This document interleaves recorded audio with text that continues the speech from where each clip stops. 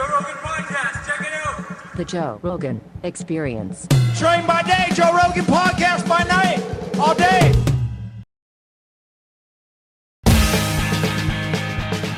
Hello, Andy. Hey, Joe. Nice to meet you, man. Thank you very much for coming here, and thank you for bringing me a signed copy of your book, Mental Immunity, Infectious Ideas, Mind Parasites, and the Search for a Better Way to Think. Boy, could we all use this. Forwarded by the great and powerful Steven Pinker. Yeah, I was a lucky guy to get that. That's very nice. That's very nice. Boy, but we could all use that, right? It feels like the last year has been incredibly taxing. Sounds like you get the basic premise. Mind parasites are spreading over the internet like crazy. Yeah. And we need protection against them. We need resistance. How do you define mind parasites? Like, we were actually talking before the podcast started, and we were talking about a few things, and I was like, we got to stop talking because I don't want to waste any of this. One of them we were talking about was UFOs. And now, until recently, over the last few years, I would have put that in the mind parasite category. Yes. I would have said most of that's nonsense. But new information has changed your view on it. Yeah, it has. There's a big 60 Minutes piece last night that aired, and talking to Christopher Mellon, who used to work for the Defense Department, talking to Commander David Fravor, who is the guy who piloted that jet that I was telling you about that encountered that craft off of the coast of San Diego in 2004. There's been quite a few of these pretty spectacular videos that have come out that were released by the, I don't know, some of them were leaked and then confirmed by the Pentagon. Well, that's the kind of evidence that should change your attitude from skeptical to, hey, maybe there's something here, right? I think, you've already indicated that you get the basic premise, one of the basic premises of the book, right? Falsehoods are mind parasites. And more generally, bad ideas, all kinds of bad ideas, are mind parasites. And I can tell you why if you like, but yes, please. But it takes kind of a shift in the way you look at things to get it. Okay. But once you get this idea, it can change your entire worldview. So think about what makes a parasite a parasite. It requires a host. It infiltrates. Let's say a regular parasite, right? Infiltrates your body, creates copies of itself, induces something like an infection-spreading sneeze so it can get to other bodies, and it's often harmful of the very thing that hosts it. Now go down the list with bad ideas. A bad idea requires a host mind, right? It can infiltrate a mind. It can get that mind to spread it to other minds, and it can actually harm the person that carries it. So basically, bad ideas check all the boxes for parasites. And there's kind of a worldview shift going on, even within science, that basically says, you know what? This has always seemed like a kind of a crazy analogy, but there's actually more here than meets the eye. Mind parasites might just be real. Yeah, it makes sense. And isn't that kind of what voodoo is? Like, what voodoo is, you tell a person that they're cursed. You hex them, and then they believe it. And it changes the way they think, and they're terrified. Oh, kind of like a negative placebo. Yes, or a nocebo. That's what that is. Nocebo. Yeah, actually, I think that's the the official term for it, right? Which is, nocebo is very real. And powerful too, right? There was a guy that got administered. He was a part of a test for SSRIs, and he went to the hospital and said he mistakenly took the whole bottle of these pills, and he dropped the pill bottle on the floor. His heart was racing, hot blood pressure's through the roof. They're like, oh my God, this guy's dying. He was pale. And they checked the bottle of pills, found the physician on the bottle, contacted the physician, and he told them he was a part of the study. Yeah. The physician came down to the hospital, informed him that he was actually in the placebo group. Within 5 minutes, his heart rate came down to normal. His blood pressure came down to normal, and he relaxed, and he was subsequently released from the hospital. He thought he was dying. That's the power of the mind over crazy. The body, right? That's the voodoo. Yeah. Have you had Rutger Bregman on the show? No, I have not. New book out called Humankind, and he basically argues that nocebos harness or basically trigger the power of negative expectation. I'm going to write this down now. What is his book called? Humankind. Humankind? A Hopeful History. Humankind, A Hopeful History. And his name is Rutger Bregman. He's a Dutch journalist who's written a couple bestsellers now. It's a great book. Oh, here, I'll just take a picture of that. Yeah, there it is. Thanks, Jamie. You're the man. Bam. Okay. Where's that fella at? He's in Holland, Amsterdam, maybe. Oh, tough to get those people from all the way overseas over here now. I imagine he'd make the trip for you. Well, I hope he can. I mean, what are the rules now? Is everything relaxed in terms of international travel? Do you know? Beats me, man. I have not been following it. So his premise is. The larger thesis of his overall book is that human beings are a whole lot kinder than we tend to think. I think the thing that's fucking us up is social media. I think people are way kinder in person. That's certainly a big part of the story. Yeah. And then the part of the story I tell in my book is that we've been actually neglecting and abusing mental immune systems for decades, and this makes us unduly suspicious and angry and of each other, which is causing a huge decline in trust and creating all these negative expectations that become a self-fulfilling prophecy. Mental immune system. So abusing mental immune systems. I guess we should start off with what made you write this book? What was the motivation for doing this? Yeah. So I'm a philosopher by training, and philosophers have always been kind of really eager to test ideas and try to weed out the bad ones. That's kind of what we philosophers do, and a lot of times that doesn't make us particularly popular.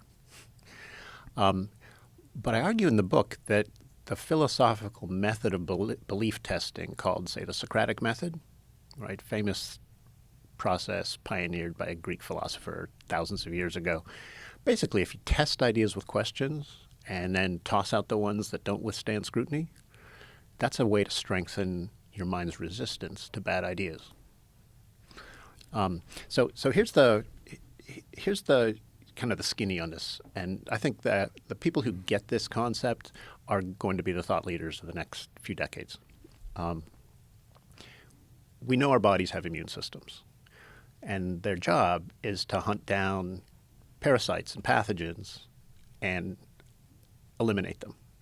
And some of those antibodies actually consume pathogens in our body.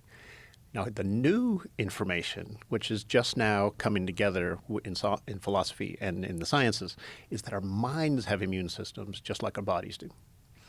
Only a mental immune system's job is to hunt down and remove mind parasites or bad ideas. Never seen you speechless before. No, I'm not speechless. I just didn't know if you were done with your sentence. I understand that the mind parasites can ruin your mind, and that these the concept of mental immunity, of some sort of mental immune system. But like, what kind of mental immune system are you talking about? Are you talking about meditation? Are you talking about a specific way of addressing issues and problems? And how do you factor in things like emotions? Yeah. So let me start simple with a little thought experiment. Maybe you can play along with me here.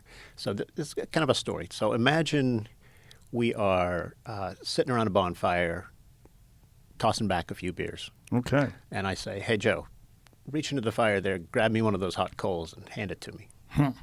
What do you say? I say, I'm not really interested in doing that, Andy. Okay, good. And what went on in your head that made you say that? It seems like I'd get injured doing that. Yeah. Yeah. So you ran a little simulation in your mind, and you concluded that that would be harmful. Yes. Right. That was your mind's immune system at work. That simulation run. So basically, I was serving up an idea, a suggestion. Hey, Joe, do this for me. You ran a little simulation in your mind. You identified that idea as a bad one. Your mind's immune system was strong enough and well-functioning enough to spot this bad idea, and you came out, fuck you, Andy, reach into the fire and I get didn't you quite out. go that hard, Andy. That's true. I'm just trying to speak your language. Is that my language? Okay. I might say that if we were in front of the fire, honestly. I'd be like, hey, man, fuck you. But... yeah, so I see what you're saying. So, but but it seems a little bit more complicated when you're addressing ideas, because one of the problems with these ideas is some of them are very attractive. Yes. You know, like I was watching the dumbest video yesterday, where people were thinking that when they were getting the COVID vaccine, that they're getting microchipped, and they were proving it with magnets They were sticking magnets on themselves, and the magnets were clinging to the area where they got the COVID shot.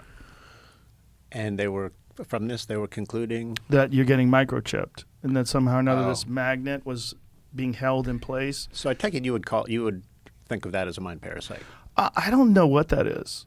I mean, I think it's either a hoax or... How about a conspiracy theory? Can we go there? Yeah, call it sure. That? So let me tell you a second story. So okay. Our first example there was of your mental immune system functioning properly to spot a bad idea and say, nope, you're not welcome here, right? Right. Now let's take an example of a mental immune system misfiring. Okay. All right. So this is a story about Fred the Flat Earther. So Fred dies. He goes to heaven. St. Peter meets him at the pearly gates. He says, come on in, Fred. You're our lucky customer number 100. You get a chance to chat with God.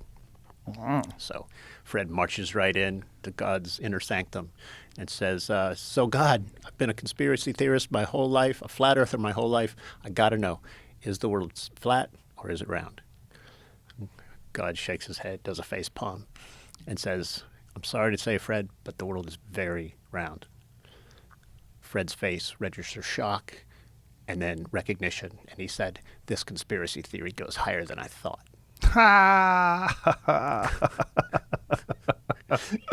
That's probably exactly what they would do, too. Well, and especially flat earthers.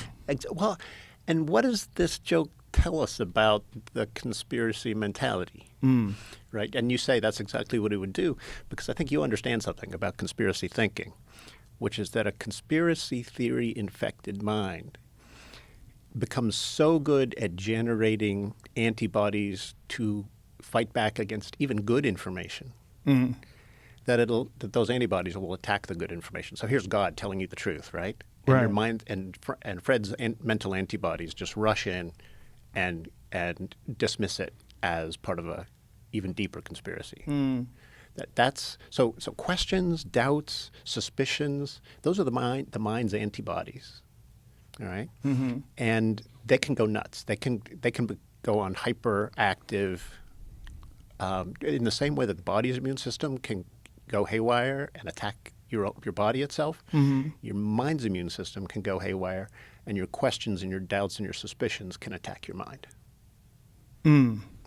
I think one of the problems with conspiracy theories and people that believe foolish things is that they don't really seek the truth. They seek something that confirms what they want to be true. Yes. And they ignore things to the contrary.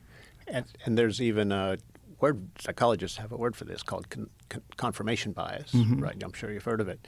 It feels good to be validated. And so a lot of times we come to a belief that makes us comfortable, that feels good to us, and then we just seek out information that confirms it. Right. And we actually dismiss or ignore or diminish anything that might conflict with it. But the problem is that'll send you down a rabbit hole. Oh, yeah. Have you been? Down a rabbit hole? Yeah. Have you ever done one of them YouTube rabbit holes? I have not done a YouTube rabbit hole. Or just a Google rabbit hole where you're just searching out some wacky stuff? Hollow Earth theory. You ever heard of Hollow Earth theory? I think I've caught wind of it. It's in the movie King Kong versus Godzilla. I'll have to go back and check it out. I have never been down a conspiracy rabbit hole that I know of. But, really? But I've been down philosophical rabbit holes. Oh, okay. Well, those are... There's some... I've been down some, astrophysics rabbit holes and astronomy rabbit holes. And, there's some interesting rabbit holes to go down. But the thing about... The conspiracy theory rabbit hole is you get to shittier and shittier designed websites. Like the further you go, you get to like those GeoCities websites. Remember those? Right. With like spinning GIFs of Earth and stuff like that. Yeah. And you reach when they get shitty enough, you start to realize, wait a minute here. Yeah. Maybe this isn't true after all. I had a friend try to tell me he believes astrology is real. Not just believes astrology is real, but he believes that like he doesn't travel unless he checks with his astrologist, and he cancels trips. It's so sad. That it really is, right? So I was telling him, I'm like, listen, man, this is nonsense. Like, the idea that there's an alignment of the stars that can be accurately assessed and that'll determine whether or not this will be a successful trip or a dangerous trip is so fucking stupid. Yeah. And wouldn't you be way better off and much more successful if you knew this information and you were actually applying it to your life? Aren't you disappointed in the results so far? And did that break through for him? He did not. He actually, this is why I brought this up, because he sent me a website of this guy who he goes to that's an astrologer. And it was the dumbest fucking website. Oh, that is sad. And in the website, it was actually talking about how this guy like had some other career and it didn't work out well for him. And then he found astrology and realized this is his calling. And You might try this on your friend. I'm not trying shit. But go ahead. So there was a time in the history of the West when astrology made a certain amount of sense. So back when philosophers and theologians thought the Earth was at the center of the center of the universe, and that all of the stars and the planets revolved around it, the stars were thought and the planets were thought to live in crystalline spheres that rubbed against one another. So the idea that the position of the stars could, through the rubbing of adjacent spheres, work its way down and affect things here on Earth kind of made a certain amount of sense because there was a causal story linking the position of the stars and the fates down here on Earth. But then, of course, Copernicus came along, turned the solar system inside out. We learned that space is not full of crystalline spheres, but empty space, and ever since, astrology has just been silly. Would you mind pulling this just a little bit closer to your face, like I'm got here? Yeah, you're very soft-spoken. Sorry. No, don't apologize, please. Right. I think astrology is interesting. I should clarify. It's interesting in that there are these constellations, and it's interesting is that people have been studying these, and they've been looking at Orion and Cancer and all these different, looking at all these different things and these images that they see in the sky, and that they've been, people look for patterns. They've always looked for patterns and things. And we know this about our brains, is that they're pattern recognition engines that generate many false positives. Right. That's a good way to put it. It's not that it's not an interesting practice. What I'm saying is I don't believe that there's anyone that can determine what's going to or not going to happen in your life. Right. I think you determine what happens in your life by many factors. Fate, just sheer luck, bad fortune, willpower, fortitude, discipline, focus. Yeah. Yeah, there's a lot of things that can determine your future, but it's one of the implications of astrology is that everybody born on the same day should have the same fate. Yeah. And that's just clearly falsified. I don't think they think about it that way, honestly. I think it's like every minute of every day is a different fate. Like, and I don't even think they think we're not doing their air quoting their discipline justice, because I think if you talk to an astrologist that really studies like the ancient astrology, I mean, they literally have it down to like what hour of what day and where the sun and the moon and everything is at the moment you've popped out of your mom. Yeah. There's a lot going on there. But the point is that this guy that I knew had a parasite, and he was infected to the point where he was unwilling to travel unless he consulted his astrologer, and he was even canceling certain trips if the astrologer shook his head and said the magic says no. Well, and that's got to harm your life prospects when you So when you base your core beliefs on things that are not reality-based, on things that are based on wishful thinking. So a lot of people get into astrology because they want to believe that there are fates out there that are going to look after them or whatever. Yeah. And if you indulge in wishful thinking that way, the evidence now shows you actually compromise your mind's immune system. So when you believe things because you want them to be true, your mind's immune system gets weaker, and there's actually empirical research that indicates this. So if you, for example, accept that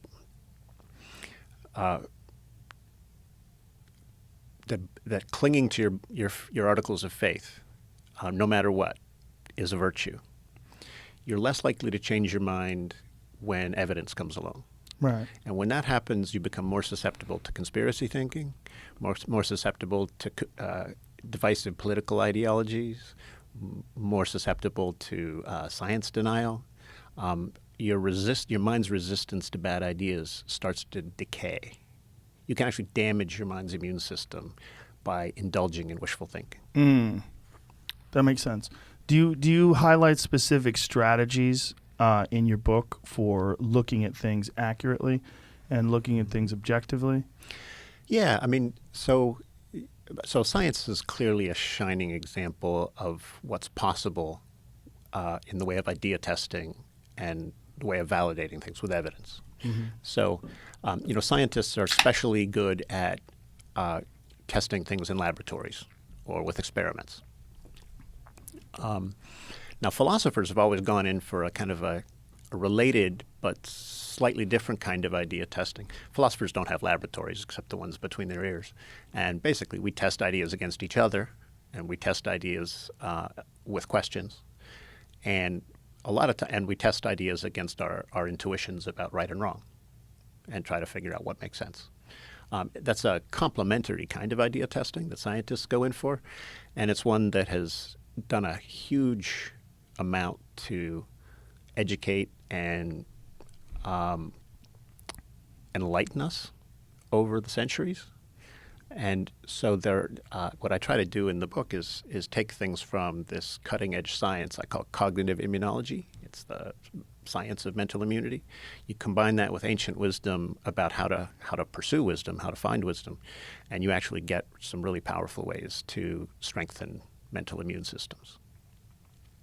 In like what ways? What do you use personally? Do you need it, or you've been sort of indoctrinated into the world of objective thinking to the point where you don't need any systems that you follow? Well, I try not to think that I have all the answers and that I've got it all figured out. Look at humility. We know this. Humility is really important for a well-functioning mental immune system. For everything, right? Well, yeah, sure. Let's go with that. My research specializes in trying to understand how the mind develops resistance to bad ideas. And once you think you have all the answers, you stop learning, and your thinking starts to go haywire. So you got to maintain that humility, or you're compromising your own mind. Humility, specifically. Humility is important. Fair-mindedness, so a lot of people do this. They ridicule or deride other people's ideas for failing to meet basic standards, but then they don't apply those same standards to their own views. Right. Like, you have an example of this? Sure. Well, I think a whole lot of political rhetoric has this character, right? Slam the other side, ridicule it as sloppy thinking or as ideologically driven, but never examine to see whether your own views. That's a perfect example of it, right? And politics is probably the very best example of how people do this. They get super tribal. They only look at the other side as being bad, and their side, they find justifications for every questionable behavior, every weird scandal, everything that doesn't fit the narrative. Yeah, and I'd say that politics is probably the best example, but religion and ethics, and sometimes economics are others. So wherever values come into play, people get very attached to their ideas. We all want to think that we're right and true and virtuous, right? So whatever ideas we've already internalized as beliefs, they have to be the virtuous beliefs. And any new incoming information that challenges them from the other side of the political aisle or from another religion or from those damn atheists over there, that's the enemy. And then your mind's immune system attacks that information, and you never gain the fair-mindedness needed to learn. Have you ever had a sit-down in a long-form discussion with someone who does believe some wacky stuff? So I actually facilitate difficult conversations with people across the political spectrum, across the religious spectrum, every week at my university. So that's my day job. And you facilitate this how? So you invite them in? Well, there's a core group of students at Carnegie Mellon, where I've worked for many years, that meets regularly to discuss issues that we just pick as they might have to do with contemporary political phenomena, might have to do with religion or culture wars or controversial economic theories, and we invite people in from the local church, we invite people in from the Christian Fellowship, and we dialogue. We actually practice the art of having fair, open-minded dialogue in an attempt to learn from one another.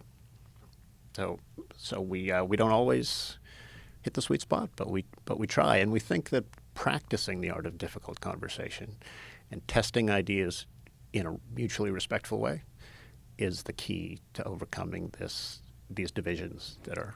It's helped me tremendously to talk to people that have different ideas than I do. Over the years, I've been doing this podcast.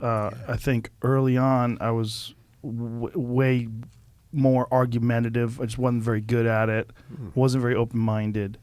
And as time went on, partially from listening to myself, like sometimes you listen to yourself and you go, oh, that sounded shitty. Oh, I know what that's like. Clunky. Yeah, it's the worst. And I realized along the way that I wasn't doing a good job of listening, that I was, in the beginning especially, I don't have any training in this. Yes. I've just sort of done this along the way. I've kind of gotten better along the way. And along the way, one of the things that was sort of a residual side effect that wasn't anticipated was it's made me way more aware of kind of all aspects of the way I think. It's been an amazing education that accidentally. And I really admire this about the way you conduct your podcast. You are a fantastic listener. Our world needs listening. Well, thank you. Like crazy, and you're a role model for a lot of. Thank you. That's very nice of you to say. I've worked really hard at it. Well, think about this, right? So there are four main skill sets involved in communicating with fellow human beings: reading, writing, speaking, and listening. Which of those ones is not taught in school? Listening's definitely not taught. Which one do we use the most? That one. Listening. Yeah. The one we need the most and need to be best at is the one we don't teach. Yeah. I've always said that, like, ways of thinking should be a primary focus of education. Mm-hmm. That there's specific ways of addressing ideas and problems. And oftentimes you get ways of addressing problems when it comes to mathematics, or maybe if you talk about specific philosophers, you talk about how they address certain things. You get something out of that, but to give people a way of identifying issues, looking at them, and then reassessing them, perhaps looking at them from an objective outsider's perspective. Like, how would someone who's not you look at this? How would you look at this problem if you didn't have an investment in it with your ego and the time that you spent arguing it? Because that's one of the hardest things, when you're wrong, and then you have to stop and go, oh, wait a minute, I'm wrong. Right. But go ahead. I was going to say, it's one of the things that I try to tell people that I've learned myself, and this is really important, I think, is that you're not your ideas. You're you. Oh, that's beautiful. Yeah. I love it. And when an idea comes along and you adopt it, you don't have to, it's not like a dog. You don't have to keep it because you love it. Yeah. Like if you adopt an idea and you go, oh, this idea is terrible. Oh, no, I'm wrong. You have to say it. Because if you don't say it, you're never going to trust yourself. If you don't admit fault, if you don't admit that you're incorrect, then you'll never trust your own mind when it comes to different ideas that pop up. Because you're not willing to accept reality. You're so invested in your ego being nurtured that you're not willing to accept the fact that you made a mistake. So you are a core set of values, and one of those is honesty. You have to have honesty. Beautiful. Right? It's a big one. And honesty, not just with other people, but honesty with yourself. So when you look at something and you have this little problem, you got to go, okay, well, what is this problem? So I actually think you're onto something really deep here, Joe. So when you practice meditation, you try to sit there quietly, and then and empty your mind. But then ideas keep jumping into your mind, and oh shoot, I got to add this to the grocery list or whatever, right? And what you do with practice is you learn that the ideas that are flooding into your mind, they're not you. You actually develop a distance between you and your ideas, and it gives you a kind of peace of mind, and it gives you a kind of autonomy from just sort of your knee-jerk mental habits. So meditation has a long history of helping people develop a kind of freedom from the ideas that just flood into their mind without thinking, right? I think the exact same thing can be applied to, well, I like to put it this way. Don't treat your beliefs, don't identify with your beliefs. Because if you do, you'll start to see challenging or interesting new information as a threat. And you'll shut it down. Your mind's immune system will kick in and attack it. Instead, you can actually think of your beliefs as like house guests that are maybe welcome to stick around for a while, but might wear out their welcome. Right? So keep your beliefs as long as they're, working for you, but always check to make sure that they're not serving you poorly, because when they do, it may be time to say sayonara. Yeah. In my past, the more embarrassing moments was when I've become personally invested in ideas and will argue for them with emotion and use tactics and talk over people, shout people down, like that kind of stuff. That's one of the more embarrassing things when I think about my own belief system when I was younger, in particular, that I would want to win, right? Oh, can I build on that? Because that's beautiful. This is one of the things I concluded from having studied the mind's immune system. When you start using reasons as weapons, you're actually subverting your mind's immune system. So when culture wars break out, people start grabbing onto reasons and using them to club people on the other side. Or they use them as shields to protect them from the attacks on the other side. But it turns out that you lose the ability to be fair-minded when you start treating reasons that way. And the alternative is to always check that you're using reasons to guide people's attention to genuinely relevant considerations, to honestly relevant considerations. If you're doing that, your mind's immune system is functioning properly. But if you're just wielding reasons as weapons to win, you're fucking with yourself as well as with the other guy. Wielding reasons as weapons to win. That's beautiful. I like that. Don't do it. Yeah. You want to heal your mind's immune system. Pay attention to whether you're using reasons that way, and if you find you are, cut it out. Yeah, and I really think that it does. You have to recognize it as an actual strength to be able to abandon your ideas. Absolutely, it's a strength. It's not a weakness. It's not weak that you were incorrect. Beautiful. They're just ideas. And one of the key ideas in my book is just that when we're willing to yield to better reasons. That's the mark of wisdom. Always be ready to yield to better reasons. So you might have a bunch of reasons why you believe some things, and maybe the reasons on the other side aren't enough to dislodge them. Pay attention to them anyway, because they eventually might accumulate to the point that would tip the scales. And if you're not ready and open to that happening, you're going to remain stuck where you are and unable to grow. I think there's also a problem with some of these ideas, and especially when you take into account confirmation bias, that a lot of conspiracies are not binary. It's not like there's no conspiracies. Right. This is part of the problem, like Enron. Right. Classic example. A legitimate, real conspiracy that was facilitated by multiple individuals for extreme amounts of profit, and was a real thing. People do conspire. Yeah, I mean, they do. It happens. It's a real act. It's not like it's impossible. Right, exactly. Yeah. And the term conspiracy theory is almost poorly chosen in a way. When was that developed? There's a history to the term conspiracy theory that started getting developed to dismiss. I forget what there was a story that was in the news that they were trying. Jamie, I'm sure will pull it up, but it became a narrative.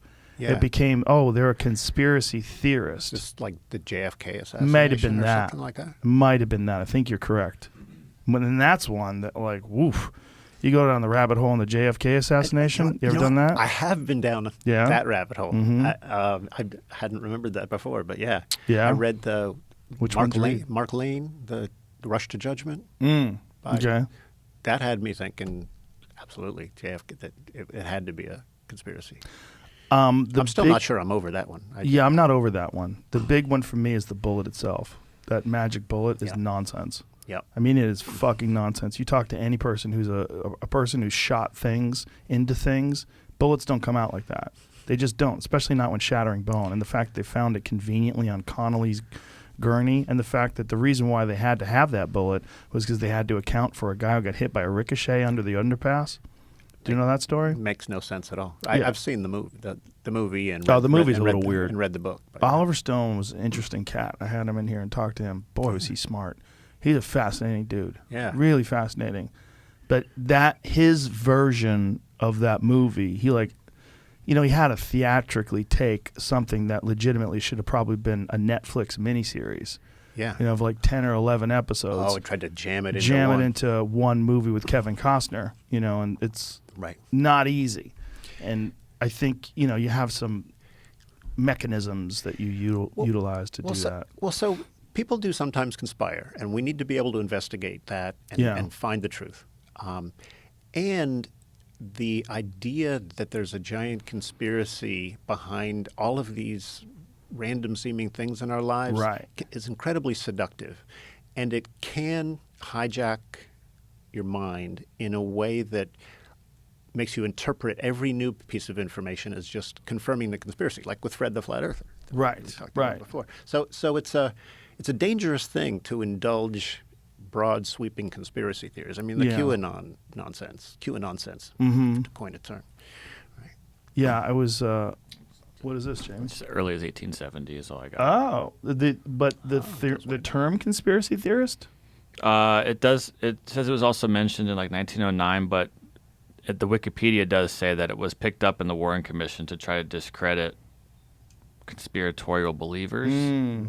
Oh, okay. So it really was the JFK assassination, which was the Warren Commission, was the people. By the way, there's a great book on the Warren Commission. There's a book by David Lifton. It's called Best Evidence. And he was an accountant, and he went over the Warren.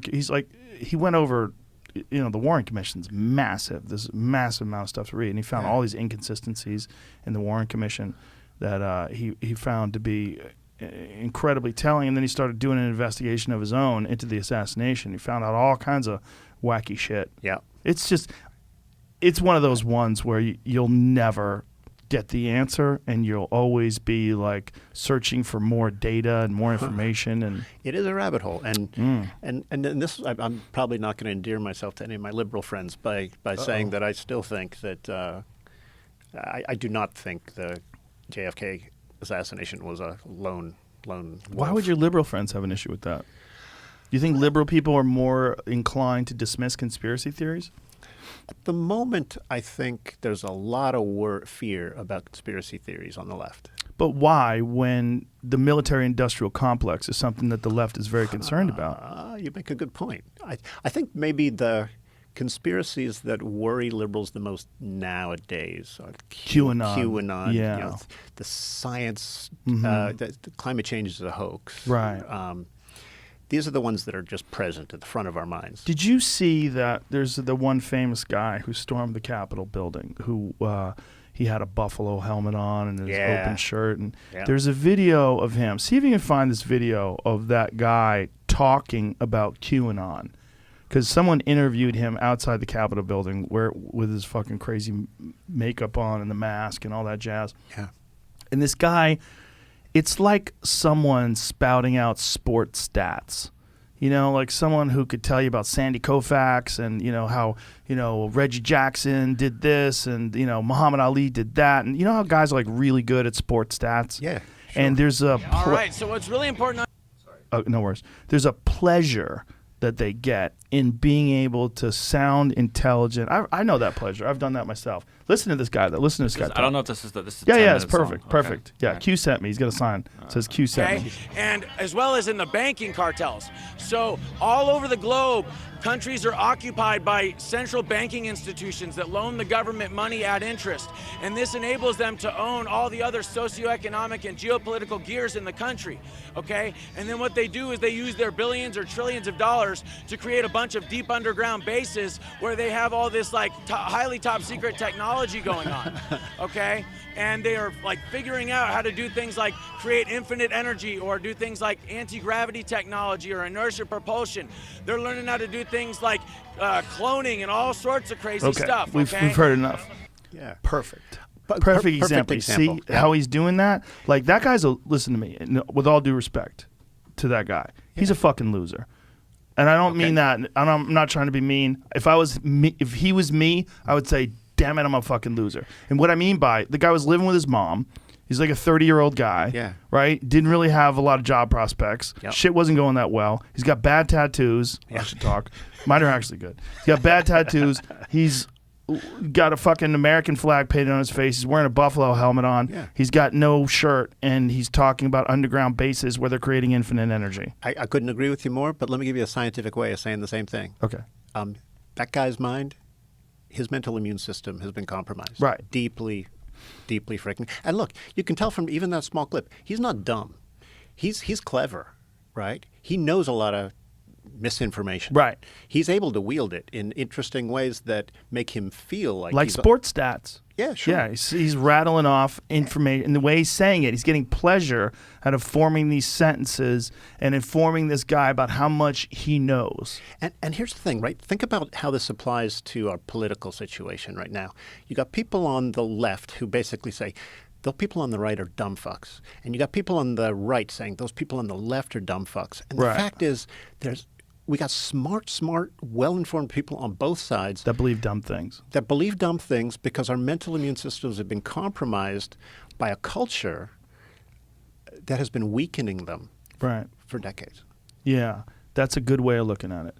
And we can understand how these mental immune systems work. The science is teaching us how to make them work better so that we can actually create a new generation of people who are much more resistant to cognitive contagion. How do we do that? Through the right kind of education. By buying my book. By buying Mental Immunity. Available now. Did you do the audio? Is there an audio version of this? There is an audio version, but we got a real pro to do the audio. You don't want to do it? I don't think I have the chops. It's would you? Maybe you'd be my voice guy. Nope. Not going to do it. No. Okay. So I mean, a lot of people want to know just, what should I do differently? Right. What are the practical implications of this? Yeah. And I've already hit on a couple of them. Always check to make sure that you're using reasons to guide attention constructively, not as a weapon. That's one, right? Avoid willful belief. When you're believing things because you want to believe them, that's going to mess with your mind's immune system.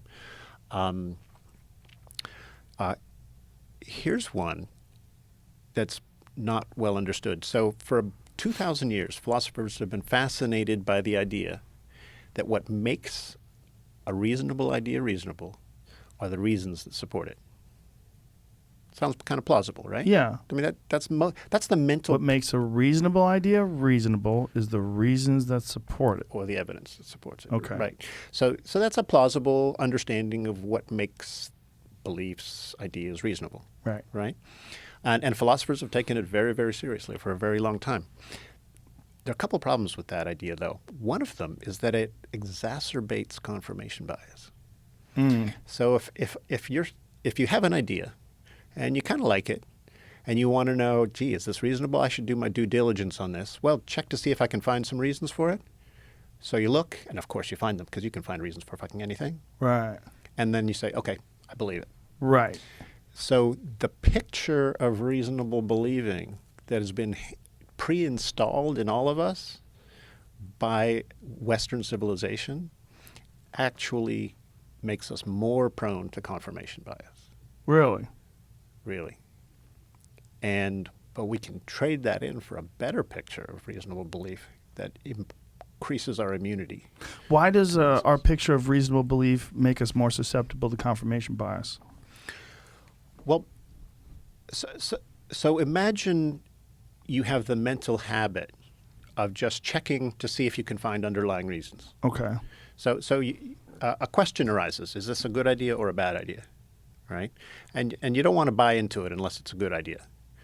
And assume that you accept that the true measure of an idea's goodness is whether there are supporting reasons. So you go out looking for those supporting reasons. You find a couple. Okay, it's a good idea. And then you believe it. And then all of a sudden you're infected with the mind parasite. Well, one of the things you see people doing online, it's a funny thing. They try to find sources. And then if people are battling on Twitter about an idea, you'll see they'll pull up an article that supports that idea, and someone will go, Daily Mail, really? Right. Is that what you pulled up? And then they'll pull up the Washington Post. They're like, oh my God, you believe that liberal rag? And then they'll start going back and forth. Oh, fucking CNN, really? Right. They'll do that kind of thing. Exactly. Yeah. Well, you can find on the internet, you can find information to support anything. Almost. Right? Yeah. And And so the real test isn't can you find reason for it. The real question is can you turn away all the reasons against it? Right. Act like a defense attorney. Yeah, it's like cross-examine Yeah. the claim and make sure that you can that the claim can withstand, or the belief or the idea of the claim, make sure it can withstand questioning and good questioning. Good questioning. Scrutiny. Scrutiny, right? So, Yeah. so this takes us back to an ancient concept of reasonableness that predates Plato, one of my philosophical heroes. Socrates basically questioned things, and if they didn't withstand questioning, we didn't withstand scrutiny, he'd say, that can't be right. Chuck it. And he was right. We need to bring back the Socratic picture of reasonable belief because it's one of the most powerful mind inoculants ever invented. We've forgotten how to use it in our time, but we can take this new science, cognitive immunology, we can enhance the Socratic method and achieve levels of immunity against cognitive contagion that our species has never had. Isn't one of the impediments to cognitive immunity just ideology in and of itself? Like, as you were saying earlier, that your friends on the left would get upset at you saying that you tend to lean towards a conspiracy theory from the killing of JFK. Yeah. You're like, well, why? Like, why would it be the friends on the left? And why would you even consider the friends on the left? Well, because you and I are in a group. We're in a group Yes. called liberals. Yes. Yeah. Yeah, so we know this about thinking, which is that we're a highly tribal Right. animal. Yeah. And we will gravitate towards ideas that keep us in good standing with the people close to us, and we'll turn with hate and derision on ideas that threaten our little communities of Yes. support. And this tends to fuck with our thinking in all kinds of ways. And Yeah. so you actually have to work to overcome tribalism to become a clear and fair-minded thinker. Yes, it's very important.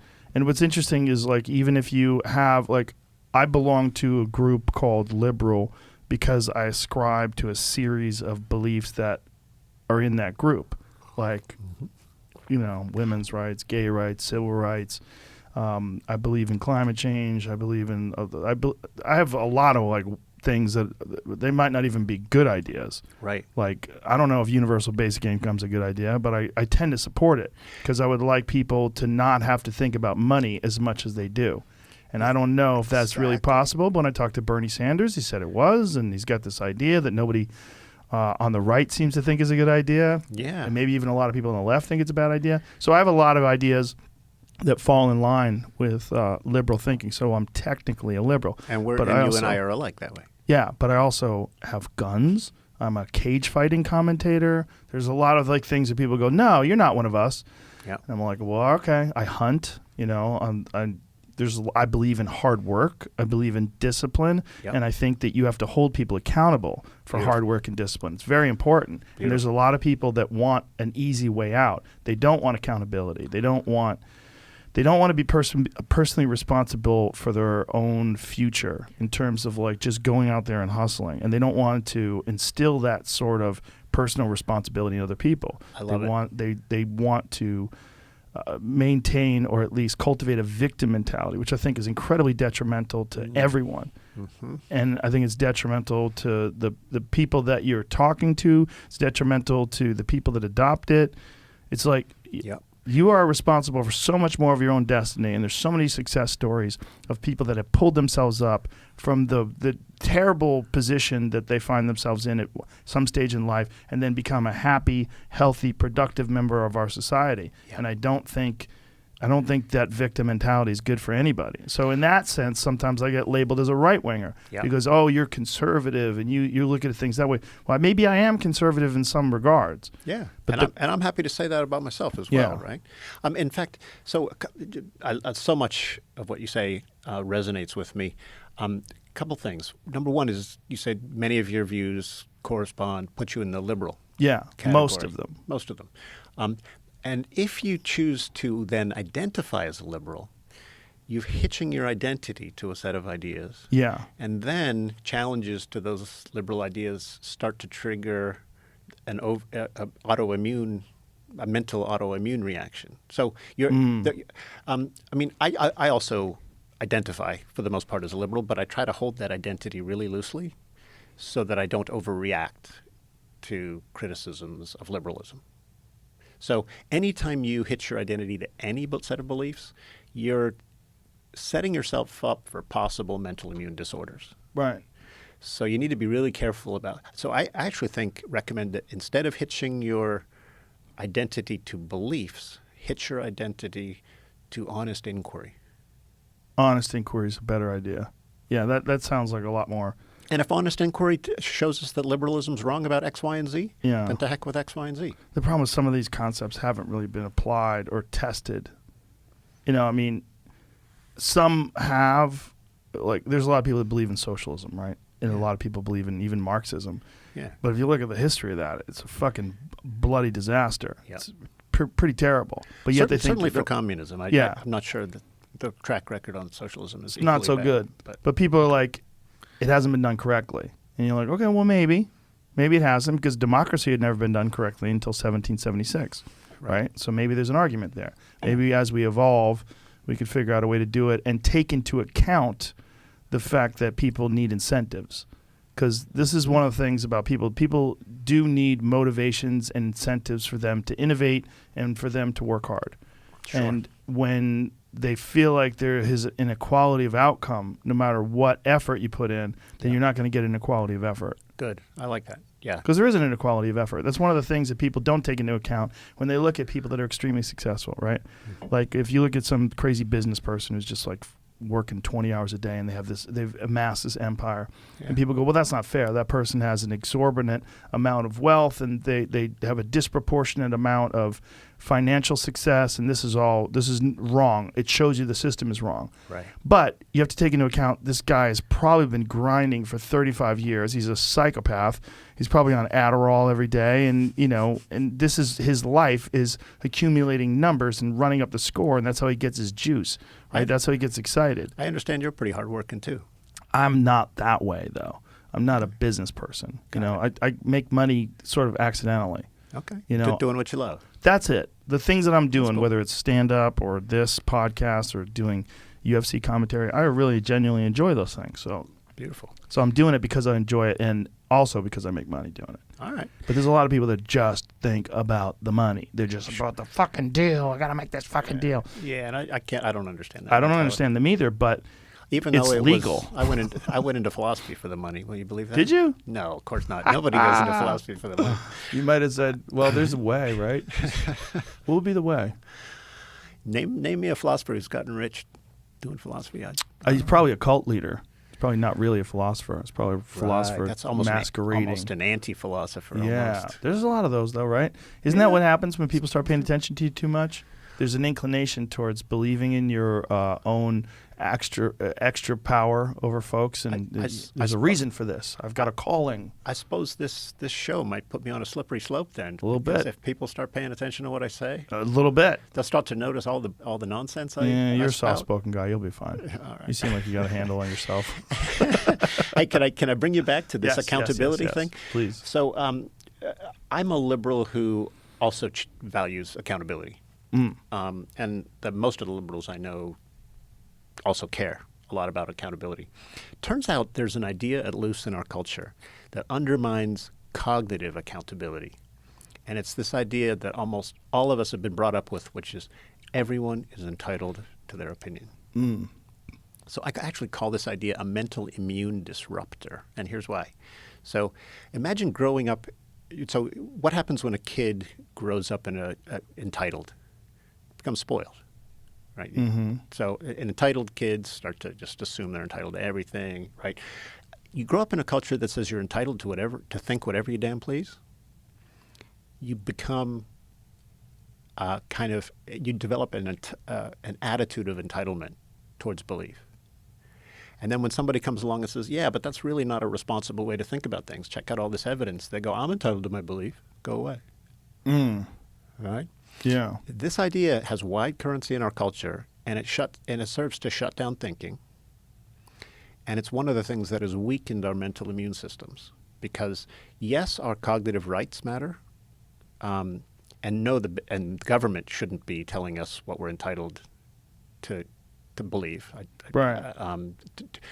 To the extent that we're entitled to our opinion is a claim about our political rights, fine. But when we misinterpret it as a claim about what we're morally entitled to believe and think and say, then you've crossed a line, because I'm not morally entitled to misogynistic delusions and white conspiracist fantasies, and neither are you. Does that make sense? Yes, it does. So we need to get rid of this idea that we're all entitled to believe whatever we damn please. Right. We have rights in the way of thinking, but we also have responsibilities, and we got to bring them back into balance. Because right now we live in a culture that tells us we can all indulge in crazy-ass thinking if we want, and we're not being called back towards our cognitive I responsibility. think you're making some very good points. But the problem is those points, there's a justification for denying people the opportunity to express bad ideas. And that's where things get slippery. Because thought police. You don't want to Yes. invite thought police into Because even though you're right about a lot of these things, particularly like white supremacy and a lot of these other like QAnon type things, a lot of very soft-minded ideas that get bounced around out there, and people want to shut those ideas down, and they want to silence people. Right. And then social media platforms have this incredible ability to do that. They just step in and go, this is wrong, we're going to stop it and silence it and shut it down. Right. The problem is once you give people they have the ability to silence opposing views. They've decided they're the arbiter of truth. When it comes to arguable philosophies, when it comes to political positions, Yes. when it comes to religious beliefs, when it comes to morals and ethics, people don't always agree. Right. And you have to see who's right. And the only way to see who's right is to allow people to talk it through. But a lot of our problem is that we have an election cycle. Right. So if someone's going to talk it through, but November's 2 weeks away, like, Jesus Christ, we can't allow these fucking people to talk it through. Hide the Hunter Biden stories right now. Hide them. It'll fuck up the narrative. It's going to be like Hillary Clinton with the emails. We're going to ruin this. Jesus Christ, this is bad. Censor it. Yeah. And that's what they did. Yeah. So there's a danger that by promoting cognitive immunology, as I do, that I'm inviting censorship and thought police. And some people worry, I think, with some reason, Yeah. that I might be pushing us towards a slippery slope here, right? Right. I'm not an advocate of thought police, and I devote a chapter in the book to saying how do we regulate our own thinking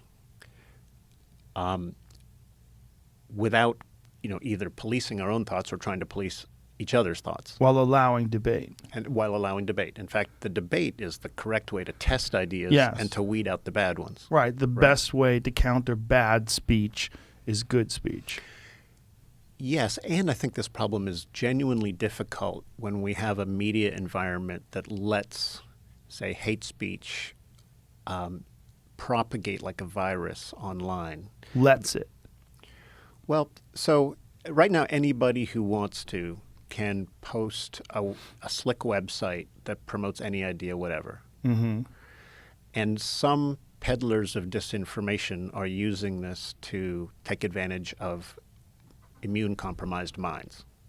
Conspiracy theory, Q, is basically exploiting people's mental immune weaknesses and hijacking. Do you know how that mental started minds. out? Q claims to be a government insider. He's been doing drops. Didn't it start out as a goof? Wasn't it like an 8chan thing? A 4chan or 8chan thing? I don't know. I did hear about I don't Hitching. know. I think that was the original. I don't know that it was a goof, but it was someone was posting on there because that was the best Yeah. place they could post without getting it Oh, deleted. so it might not have been and a they could goof. post anonymously. That was the main reason. Yeah. Yeah. The thing is, like, someone could just start a crazy conspiracy like that for fun. Right. And then a lot of other people, like our friend with the buffalo helmet on, just start believing in it and quoting it. And a lot of people who aren't involved can get harmed. Yeah. When that happens, right? So Yeah. conspiracy theories and crazy ideologies have proliferated through human populations for thousands of years, and they cause wars. They cause political dysfunction. They cause people to hate, and they've caused genocides. And as Mark Twain told us, a falsehood can get around. He said a lie can get halfway around the world before the truth can even get its boots on. Right. What he's saying there is that this dialogue, this conversational attempt to mitigate the spread of falsehoods, isn't always fast enough to prevent the harm. Right. Which makes the solution you and I both favor, let's talk it out, a good one, but not always the one that acts fast enough. The problem is, though, the alternative is censorship, and censorship is power. To have that power, and then who is doing the censorship? Then you have another real problem, because you have like Twitter, you have their Trust and Safety Council, so you have a bunch of people, a lot of them fresh out of universities, that really don't have a lot of life experience and maybe have some very rigid ideologies of their own, and they want to enforce those, and they come up with reasons to censor people, reasons to delete posts, reasons to silence and suspend people temporarily for things that they deem to be inaccurate. In fact, a Harvard epidemiologist was recently suspended from Twitter because he said that these masks do not provide the kind of protection that people thought they did with COVID-19, and that so many people were getting too close and they were not socially distancing because they felt like these masks gave them more protection than they really did. Interesting. And they were catching COVID-19 because of that. So this man is not a mask denier. He's not. He's an epidemiologist. Yeah, he knows his shit. Twitter suspended him for saying this. And that clearly seems wrong. Exactly. It is clearly wrong, because we all know that there's a lot of these masks where you've got these gaps on the side. Right. Now, if you're breathing air, right, and COVID particles, I do absolutely believe that masks provide protection. Mm-hmm. How much protection, I don't think has been established. Right. And the masks vary wildly. Like some people just have bandanas on, which I think do very little. Some people have N95 masks that are very form-fitted to their faces. I think those do much more. And clearly, if you look at the flu season this year, it's way less than ever before. That's Colds, way less than ever before. Which shows that masks do reduce transmission. Something's going on, whether it's that or the fact that people are staying away from each other a little bit more than they have in the past. But what this Harvard epidemiologist was saying was that he believes that they don't work enough to allow people to be around infected people.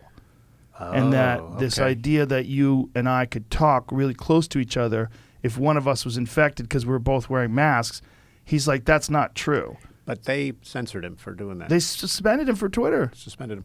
So that is a powerful example to force me to think more deeply about this. I mean, I like that, because what I was trying to say a minute ago is that, yes, for the most part, dialogue, mutually respectful dialogue, is the way to weed out bad ideas. And information can now spread across the internet at lightning speed, and huge harms can happen before dialogue has a chance to do its winnowing work. Yeah. Right? That's a good point. So how do we stop that? So how do we stop that? Well, I seem to be saying that there needs to be some sense. I mean, I don't want to say it this way, but I think a minute ago, maybe you were hearing, there needs to be additional regulatory mechanisms in place beyond mere mutually respectful dialogue to keep harmful mind parasites from spreading across the internet. To keep people from just straight up lying. Right, but imagine that the CDC actually used that exact same reasoning to crack down on this Harvard epidemiologist. Right. And that clearly has an unjust outcome in this case. Right. I don't know the details of the case, but I'm taking it. Yeah, I'm not sure if I know the details either. I just know that I was reading a story about overreach, and they were saying that this man is obviously he's very qualified to talk about this very specific issue. So I'm happy to accept that as an example of overreach, and I wonder if there isn't also underreach. Okay. So you're in charge of Facebook. Okay. And you've just learned that the Trump campaign has weaponized Facebook to hijack an election. How'd they do that? Well, through Cambridge Analytica and thousands of Russian Facebook sites that have been spreading misinformation. Internet Research Agency in Russia, that kind of deal. Yeah, right. But I know some of the news stories on this. Mm-hmm. We're coming down down the Home stretch. home stretch towards the election, Right. right? And you're Mark Zuckerberg, and you're realizing that somebody's weaponizing your platform to steal an election or win an election. What do you do? Well, I think that if you can find out that there are, like, are you familiar with Renee DiResta's work? Mm-mm. Renee DiResta, she did an analysis, a deep dive on the Internet Research Agency and all the various fake sites that they have, fake pages, fake Instagram, fake Facebook, and all the different ways that they've manipulated discourse in this country. And it's really fascinating. They've created hundreds of thousands of memes. Yeah. She said some of them were very funny. And they also organized events. And they organized events right next to other events that they organized that had opposing viewpoints. Yes. Like they had some pro-Muslim event that was across the street from a Texas separatism event. In an attempt to create clashes and Exactly. civil unrest. Exactly. Yeah. And then they would infiltrate other pages and pretend to be someone who speaks for Black Lives Matter or pretend to be someone who speaks for white nationalists, and they would battle it out. So think about this, right? So imagine we took a free speech fundamentalism view towards the kind of problem Right. you're talking to here. We're just going to say, oh, well, if the Russians want to create civil unrest by organizing these competing and chaos is spreading through the streets. Right. Do we mitigate? Do we start to moderate our free speech fundamentalism? Well, let me put it to you. Do you think we need to moderate free speech fundamentalism? It's a very good question, because then the question comes up is anonymous posting an issue?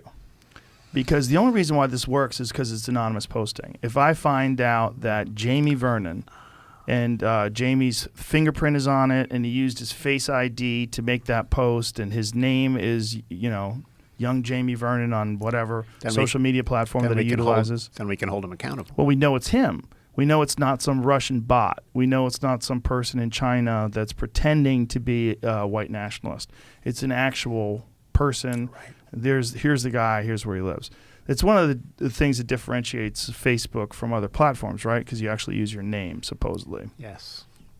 But it's not 100%, right? It's not real. It's not impossible to fake that you have an account. That's right. And So lots of fake accounts do Like, exist. say if I was mad at you and I wanted to write a book about where you stole all your information for this book and you're a bad person, you've done all these evil things, someone could do that. Yep. They could just make a bunch of fake pages, and if they were really psycho and they had a lot of time and they were dedicated, they could make up a bunch of fake things about you. Yeah. So how do we handle that? Right. So I think the problem you're describing is one where people have influence without accountability. So anonymous Twitter accounts, anonymous Facebook accounts can be used to spread disinformation, and when you try to trace them back and hold the peddlers of the disinformation accountable, they just don't exist. They're a front for some person who's actually trying to sow chaos.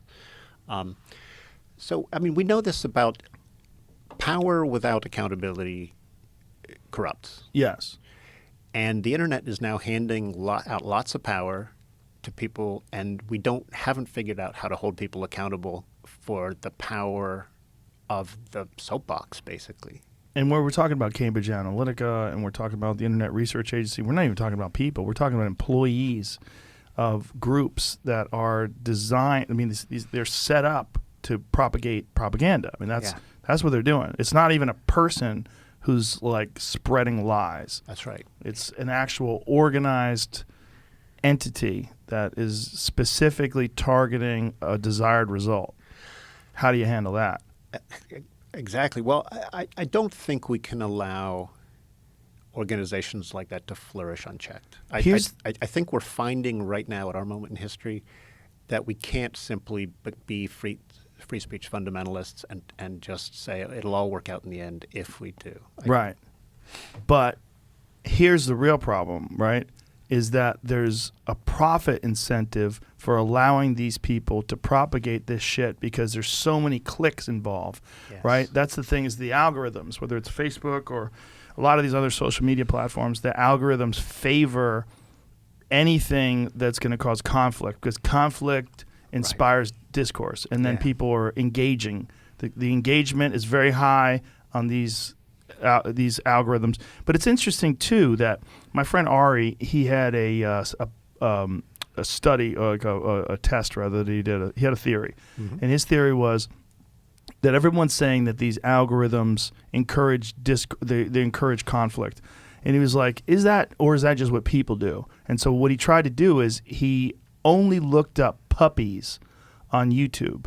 Yeah. And that's all YouTube would recommend to him, was puppies. All right. He's like, look, it's not that you're looking for it. It's not that like YouTube's algorithm is fucking you up. You're fucking you up because you're just constantly looking for conflict.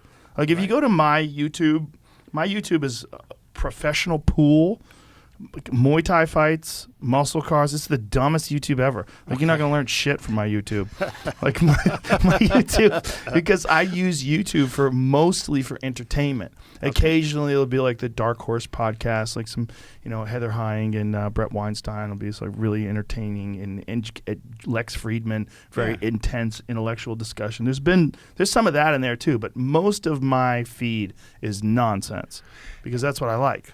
And go for entertainment. And what, kitten videos spread like crazy, even though they're not doing anybody any good. Which means that our minds are easily hijacked by stuff that's not good for them. Yeah, but is that not good for you, those kitten videos? They're pleasing. Well, like people enjoy them. They watch like kittens play with curtains and shit, and they go, that's hilarious. Well, so I wouldn't call that harmful. Right. Actively harmful, but going down the QAnon rabbit hole, that is harmful. Yes, that is harmful. But if you're a knucklehead and that's what you're interested in, the problem is that that's what you're interested in. The problem is not necessarily I think the idea that the algorithm is poisoning people is like the idea that sugary foods are poisoning people. Sure they are, I see, yes. But the real problem is that you're eating those fucking things. The real problem is not that like ho-hos exist. The real problem is that's what you gravitate towards instead of an apple. So this makes perfect sense in light of philosophers have noticed for a long time that our cravings can often lead us to do self-destructive things. Right. Lust can lead you to cheat on a spouse and destroy your marriage, right? Yes. Your craving for fatty foods can lead you to have heart disease. Yes. Right? So our minds actually crave all kinds of things that aren't good for it, at least in the quantities that we crave them. Right? And so going all the way back to ancient Greece, philosophers have said, you've got to modulate your desire with reason. And, Socrates, Plato, my ancient philosophical heroes, they're all basically saying, if you let your desires control you, if you let the ideas that just swarm into your head unbidden to control you, you will be a slave to them your whole life. But if you actually develop your capacity to reason, to test ideas in dialogue, and by the way, you can have the dialogue within your own head, kind of like or you can have your dialogue with others. But either way, that kind of dialogue teaches you how to develop a kind of freedom from these forces inside of your own mind that can enslave you. Does that make sense? It does.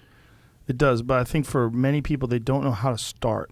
Maybe you're listening to this right now, and maybe you have had moments in your life where you've just been hijacked by stupid ideas and you don't know exactly what to do. Like, I have a friend, I've talked about her before on the podcast. She used to be a Mormon.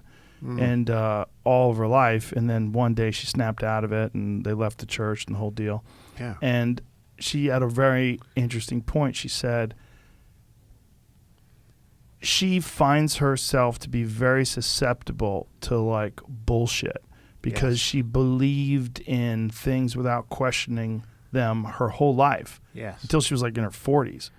So like all of a sudden she finds herself now trying to navigate the waters of reality without a rock solid belief system that she can fall back on. Wow. It was a big wow. That's because a poignant story. Because she's a very smart person and she lived a kind of a dull-minded life when she was just believing part and parcel whatever the Mormon ideology was. Like she was locked in. Right. That's what she's definitely going to get a planet when she dies, and everything's going to be awesome, and I'm going to wear these magic underwear, and Jesus is looking out for me.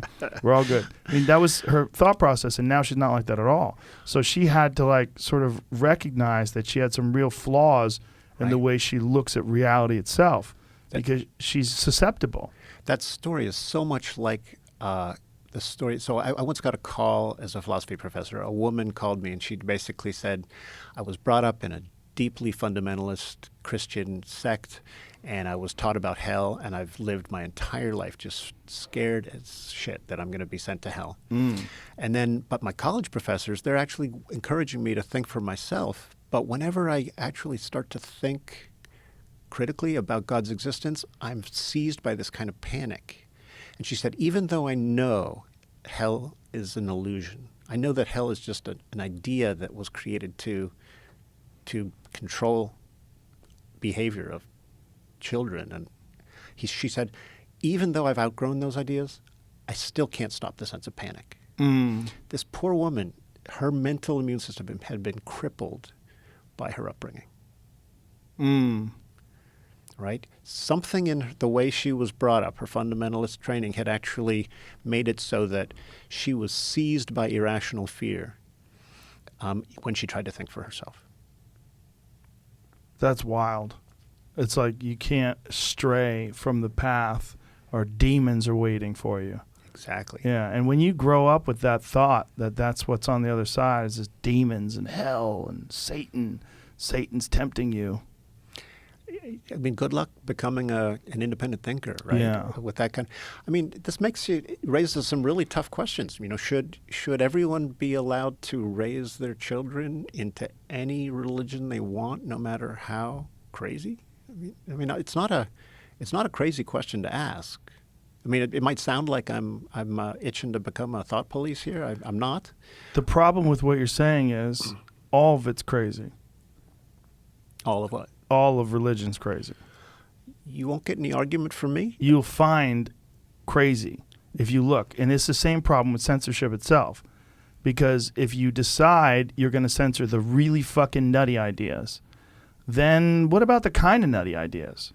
What about, astrology's bullshit. Let's censor the astrology page. Oh, chiropractors. Do you know the history of chiropractors? Well, that's bullshit too. And then you start going down the line. Those psychics, no one's fucking psychic, you fraud. And then next thing you know, you're censoring everything. Well, fair enough. But remember, I'm not calling for censorship. What are you doing? I'm calling for for building a culture where idea testing is so normalized that we don't need to censor anyone to have herd immunity to crazy cognitive, to mind viruses. The problem is some people, religion is a fundamental principle that allows them to live their lives with like structure. They have like it's a scaffolding for their morals and their ethics, and it's helped them tremendously. And you remove that structure. And I know a lot of people like that who are really good people that happen to be Christian, and they follow the best aspects of the Christian religion. Yes. They really do. And so to tell them that, oh, you need to think critically, and, do you really think someone came back from the dead? No. Do you really think somebody walked on water? Do you really think someone turned water into wine? Is that real to you? Because if it is real to you, we've got a real problem here. Because that doesn't make any sense, not with anything we know. So at one point in time, there was a magic person. So there's never been a magic person since, but at one point in time, there was a magic person. He happened to be the son of God, and he had all this information, and he tried to tell us, and someone, not us, someone hung him up on a cross and killed him, and he came back 3 days later. You're like, hey, slow down. Right. But if you say that doesn't pass critical thinking, you're not allowed to think that. We can't have that in our platform. That you got a real problem on your hands, because that's a large percentage of the people, and they use that even though they don't necessarily believe it hook, line, and sinker. Right. They use that to live better lives. Well, everyone on Earth understands that some religions are toxic and dangerous. What's the good ones? Let's go there. Well, how about that? Let me answer this other one first. We'll get there in a second, right? So even even the most devout Christian will claim that some forms of Islam are dangerous and toxic. Right? So, Some will. Yeah. Well, yeah, maybe some. Sure. But it's not hard to find examples of religions that are problematic, not just for their followers, but for others as well. Right? And so we need to approach this problem together. What are we going to do about it? Right?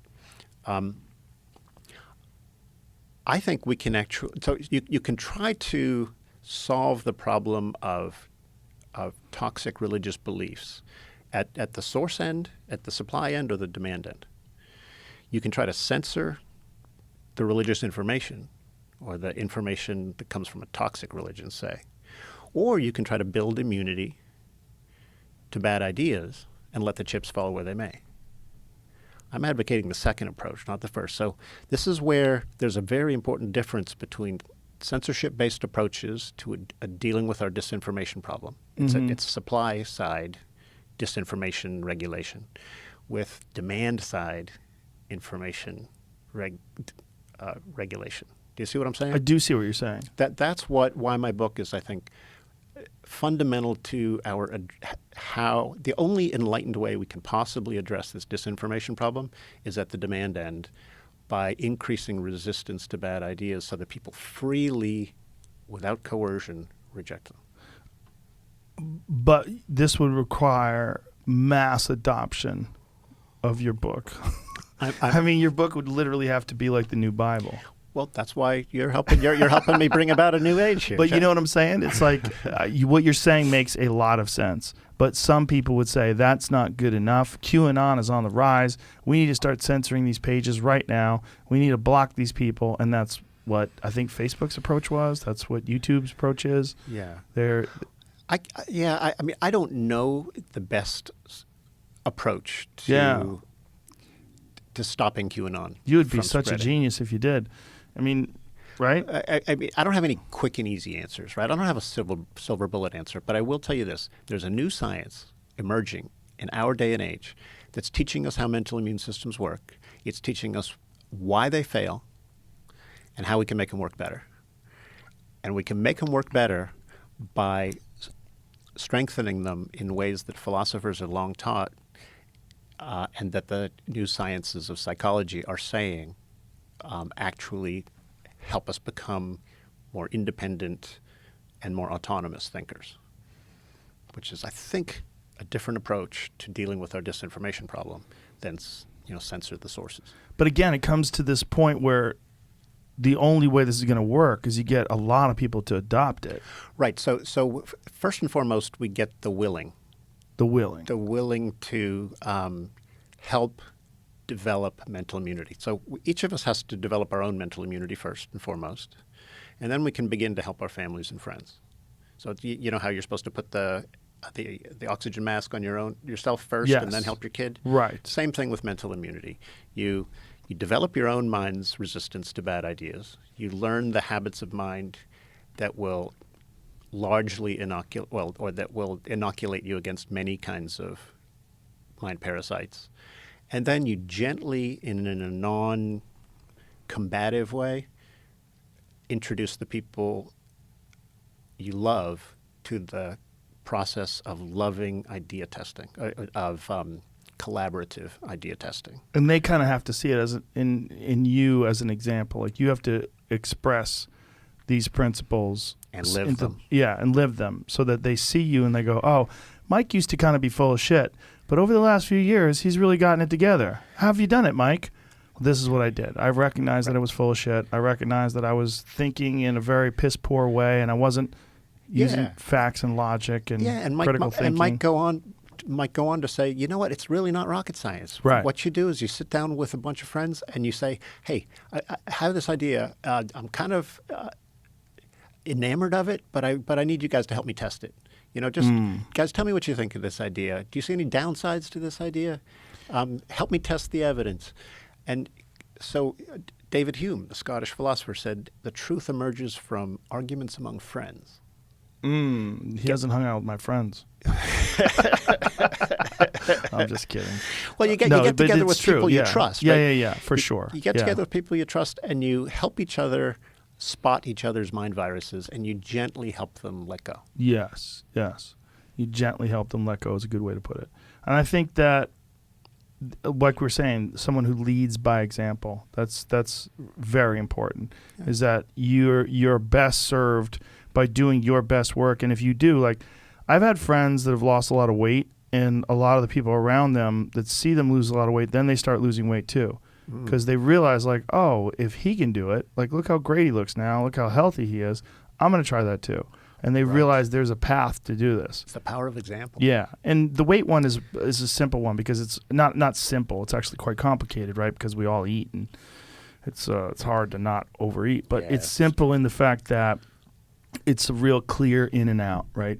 Good food in, and then results. Yeah. And then cut out calories, and add exercise, add good sleep, and then you get results. Whereas I think it's more complicated to cleanse your thinking patterns. And I think people, they cling to those like a security blanket. Like a kid has one of those blankets that they don't ever want to let go. Our beliefs feel the same way. Yes. Let me give you an example along those lines. So I was brought up in a household that practically worshipped Martin Luther King. So Martin Luther King was practically a saint, a secular saint in my family. And then years later, I learned that King was a serial philanderer. He just cheated on Coretta Scott King time and time and time again.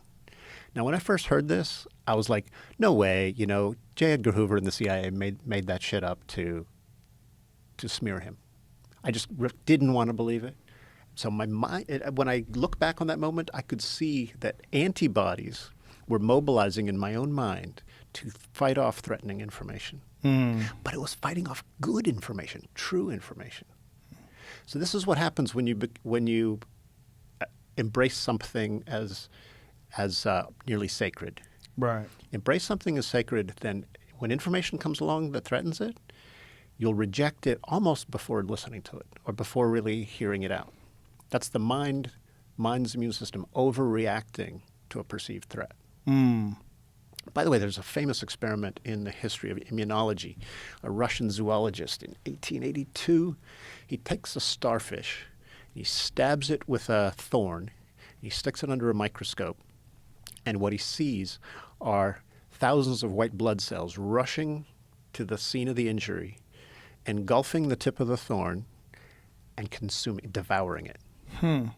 He was the first human being ever to witness the body's immune system in action. I'm saying I witnessed my own mind's immune system overreacting to information about Martin Luther King. Yeah. And you can do this yourself. Imagine somebody, you log on one day and find that some jerk out there has been assassinating your character, has just been tearing you down online. What happens in your mind? Right? You get mad. You get mad. You think, who is this jerk? You think, where the heck is he getting his information? His logic must be screwed up. His character must be flawed, right? All of these thoughts swarm to the scene of the injury and try to neutralize the character assassination. That's your mind's immune system reacting. Is it? I mean, that's just, if you know that you didn't really do those things, I mean, that's not really your mind's immune system, right? That's just, you're like, who is this fucking crazy person making shit up about me? I guess I would say it's not the mind's immune system overreacting, but it is the mind's immune system kicking reacting right in your defense. Okay, I see what you're saying. That's what So the mind's immune system reacting incorrectly would be your Martin Luther King analogy. And then you could use that. JFK is another example. It's very similar. Right. And so the mind's immune system can be a finicky thing, right? It can attack the wrong information, and it can actually defend. So your mind's immune system can mobilize to defend false beliefs, and it can mobilize to attack good information. Did you, when you were a young person, did you start off on this path of thinking this way? Did you start off with meditation? Did you start off with recognizing some flaw that you had, like the Martin Luther King thing? Did that set you off? You know what it was? It was just having dialogues like this. I just loved having long-form conversations with people I really cared about, and just like shooting the shit with my buddies after school. Yeah. And exploring ideas, testing ideas. I just found that I loved that idea, and I decided to devote my life to promoting dialogue, honest, truth-seeking dialogue. That was my kind of core conviction, and so I went to grad school, studied philosophy, and I tried to understand how reasoning dialogue works, and what's the difference between dialogue that works well and dialogue that goes off the rails. And that's one thing that I could say is sorely lacking in most people's lives is long-form conversations.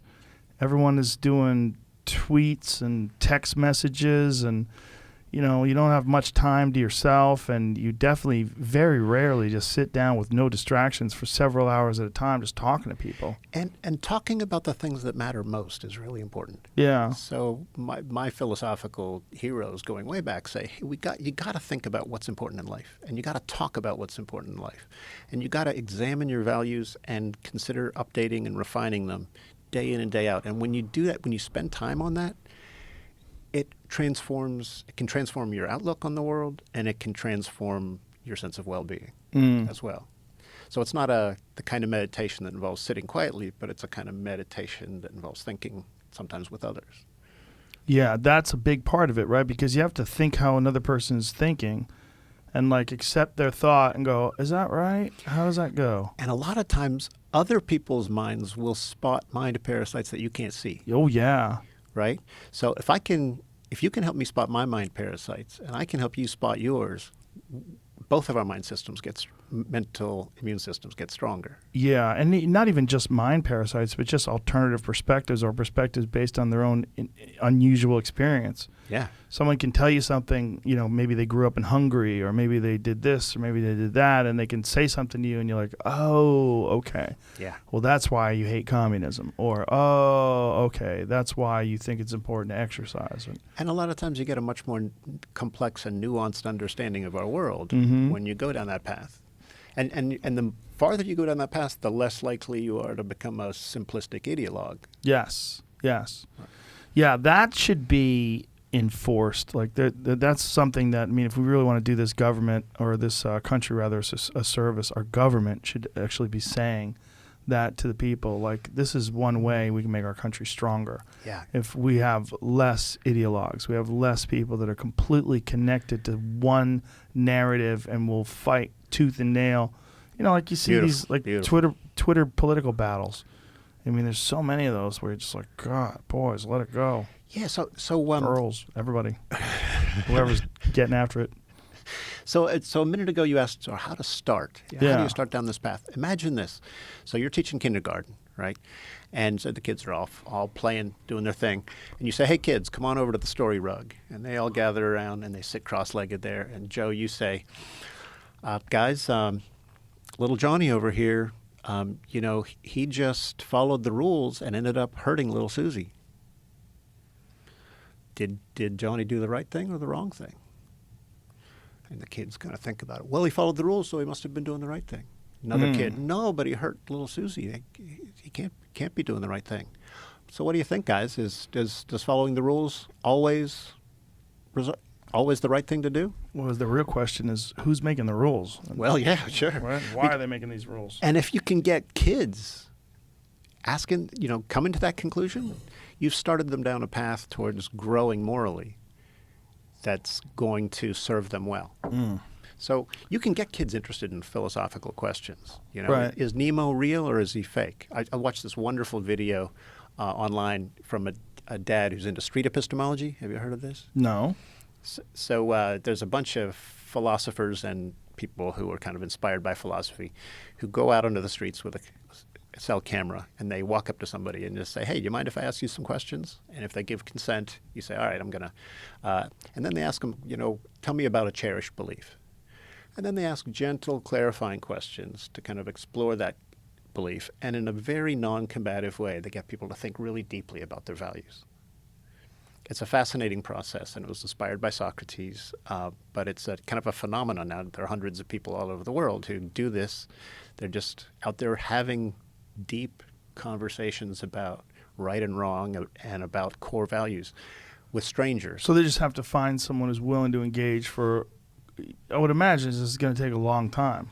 Well, a lot of times they put a 5-minute clip up Oh, on, okay. up on YouTube, and you can browse them. And you know, the really 5 minutes is pretty quick. it is. And if you're really good at it, you can actually have a deeply meaningful conversation in that time. Really? Yeah, you can. And some of the people out there are doing really good stuff. I must not be good at it because my good conversations take fucking forever. I don't feel like 5 minutes in, I'm barely even knowing the person. But also, I know I have time, so I'm just sort of slowly. But I also don't want anybody to be on their heels. I don't want anybody like defensive. Right. I want you opening up, so I want you to be comfortable and. And you're really good at that. And so this street epistemology video I come across online, right? It's a dad. It's a guy who does street epistemology, and he decides to use it on his two daughters who are like 7 and 5. He sits them down with a bowl of strawberries, and he says, "Hey kids, do you think Nemo is real?" You know, Nemo, the character from The fish. the fish from the Disney thing. And one of them goes, "Yes," and the other one goes, "No." And they said, "Well, why do you think yes?" And one of them gives her reasons. "Why do you think no?" "Because fish don't talk." And these two kids are like actually working through what it is to think clearly about reality. Right. And you're watching them like their minds just start to open right in front of your eyes. It's a brilliant little demonstration of the power of conversation about what's real, what isn't, what's good, what's bad, what's knowledge, and what's mere opinion. These are the questions philosophers have been exploring for thousands of years. And if we have even kids exploring them from a young age, we could rebuild our society in a beautiful, beautiful way. Yeah, and sometimes it's just one good teacher that poses a question to you. Yeah. I had a teacher in 7th or 8th grade. I'm not exactly sure which, but I was in Boston. I was in Jamaica Plain, and this is this crappy school, but this one teacher who was a science teacher, really interesting guy, and he was talking about space, and he said, "Do you really want your head to hurt?" He goes, "Just go outside and stare into the night sky and think about the fact that there's no end to that.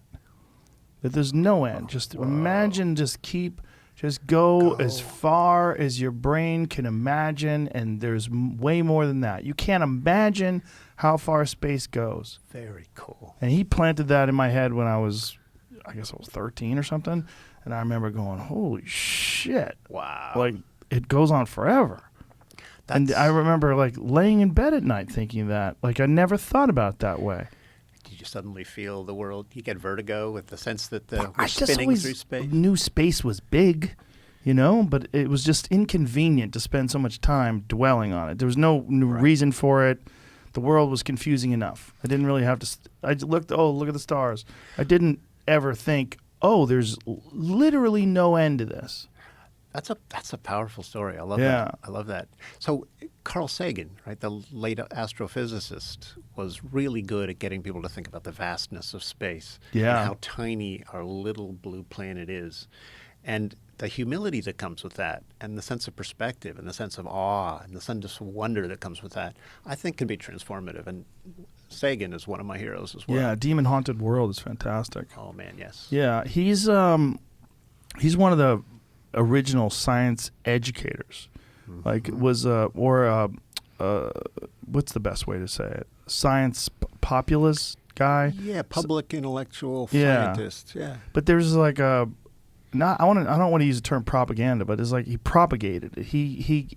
He was so entertaining and interesting in the way he discussed the things. Billions and billions. Billions and millions of stars. Also a big-time cannabis advocate, by the way. Was he? I didn't love know the that. weed. Oh, Who would have thought? Guy who's into space is smoking weed all the time. I learned something new every day. Yeah, he was a huge cannabis advocate. But he was a guy, and with his work, really changed the way people thought about space. Yeah. Changed the way people thought about the cosmos, and really. And my favorite way he did that was at the beginning of a book he titled "A Little Pale Blue Dot." Yes. So Sagan was on the team, the NASA team that piloted the Voyager spacecraft, which made its way past Mars and Jupiter, Saturn and Jupiter, and way out there near Saturn's rings, he convinces the team to turn the Voyager spacecraft around and photograph Earth when Earth was just a tiny blue speck in the distance. And he caught this image of the Earth from the farthest reaches of the solar system. And he says, think about that 1 pixel blue dot in that picture. Everything you've ever cared about is played out in that one little blue dot. Every war that's ever been fought on that blue dot. Every bit of suffering you've ever heard of. Every joy. Every civilization has lived or died on that little blue dot. Let that be an inspiration and a source of humility for us all. I just love that. Back to humility. Yeah, I don't think there's anything more humility inspiring than space itself. I've been to the Keck Observatory in Hawaii. Have you ever been up there? I've heard about it. I'd love to go sometime. I've been there a few times, but I got lucky once. And what I mean by lucky, we caught it on the perfect day where there was nothing to block the stars. Oh, like no light pollution? Right. No, well, there's never light pollution. The way they have it set up is they have diffused lighting on the Big Island, and it's because of the observatory. Yeah. Right. They make it so that the light pollution doesn't get all the way up to the Keck Observatory. But when one time I got up there and it was a full moon, and that was a mess. I was like, oh, you don't want to be up here on a full moon because the moon itself reflects the sun, and then it becomes a problem where you can't see the stars. Got it. You want to get up there when the moon is not out. Yeah. And then the stars are magnificent. I still to this day sometimes think about it when there's a nice star-filled night. I'm like, yeah, this is okay. Yeah. This ain't shit compared to what I saw in Hawaii. I saw the full Milky Way.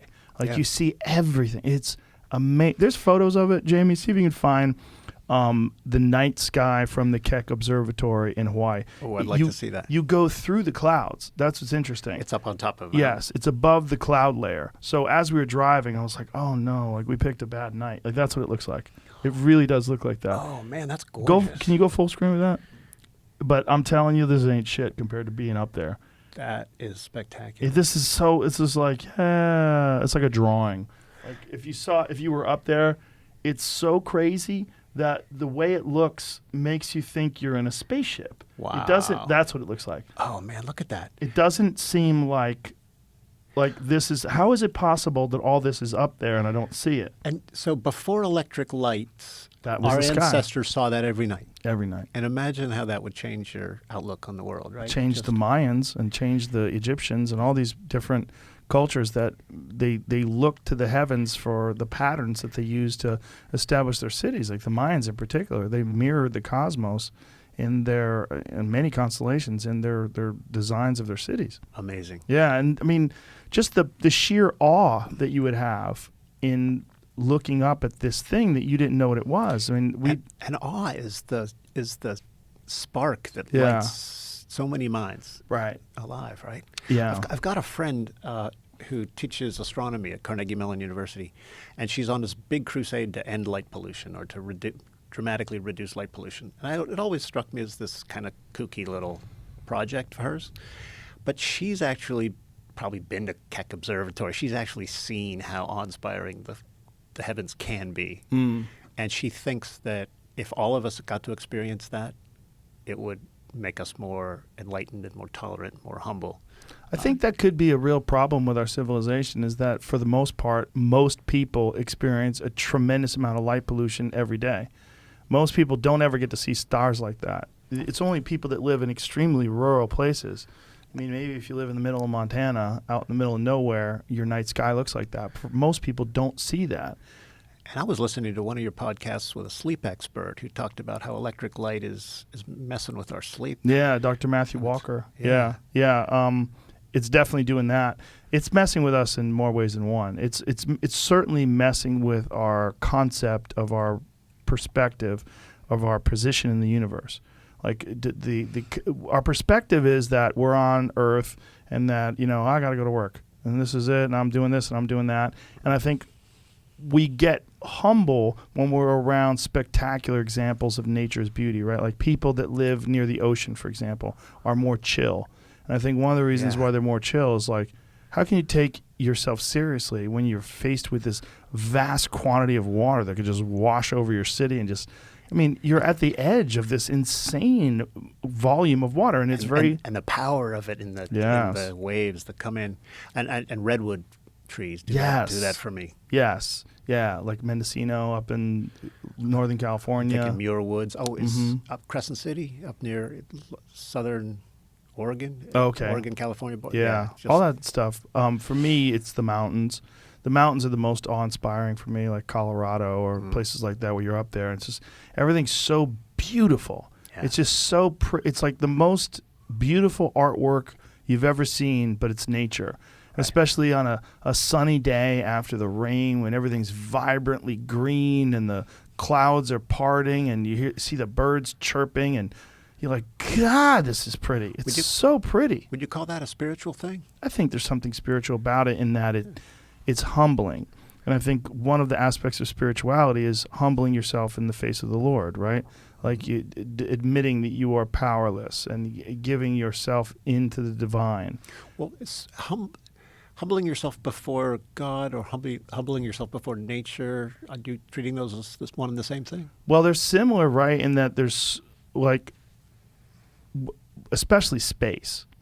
Because space is the nature here times infinity, right? Because that's really what it is. Like when you're seeing those are stars that are the center of other solar systems and other solar systems that contain other planets and other planets that might have mountains, and those mountains might have streams at the bottom of them with birds and alien beings, and it might be very simple. Like there might be an infinite number of those examples that you're seeing down here on Earth, just all throughout the sky. So it's that spiritual experience that you get when you do see a gorgeous lake and a fish jump and an eagle fly times forever, times infinity, times what my science teacher in 8th grade was trying to explain to me. Yeah, just never ending. And a lot of my non-believer friends are almost allergic to spirituality talk, but I actually think that there's a place for it in this world because there are things that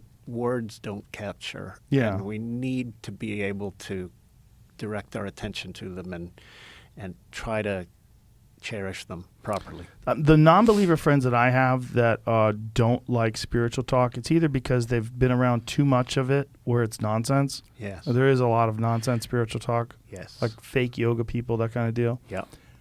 Or they've never done psychedelics. The people that have done psychedelics generally are more likely to be open-minded towards the possibility of some sort of a spiritual realm and spiritual thinking, and that there's something more to this. And that what's going on with most religions is they're trying to grasp and put down on paper what these transcending experiences are. Transcendent, yeah. Yeah. These experiences that take you out of the norm, the whatever the trance is.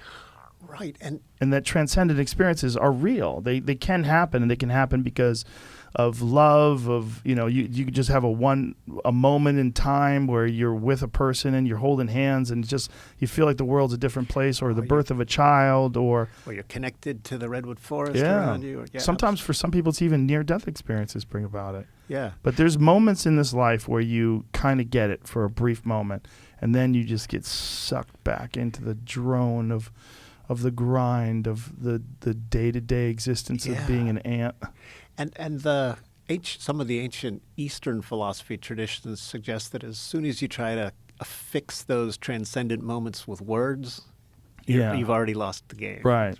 We somehow need to get past our idea that we can control these with words that stand for things. That's the real problem with the psychedelic experiences, that people can't put them into words. I've tried, but they're terrible. They're just pale facsimiles. They're they're not the real thing. There's just it's a shitty representation of the actual experience itself. You're making me want to do some experiments. You've done on none? my own. None? I've done none.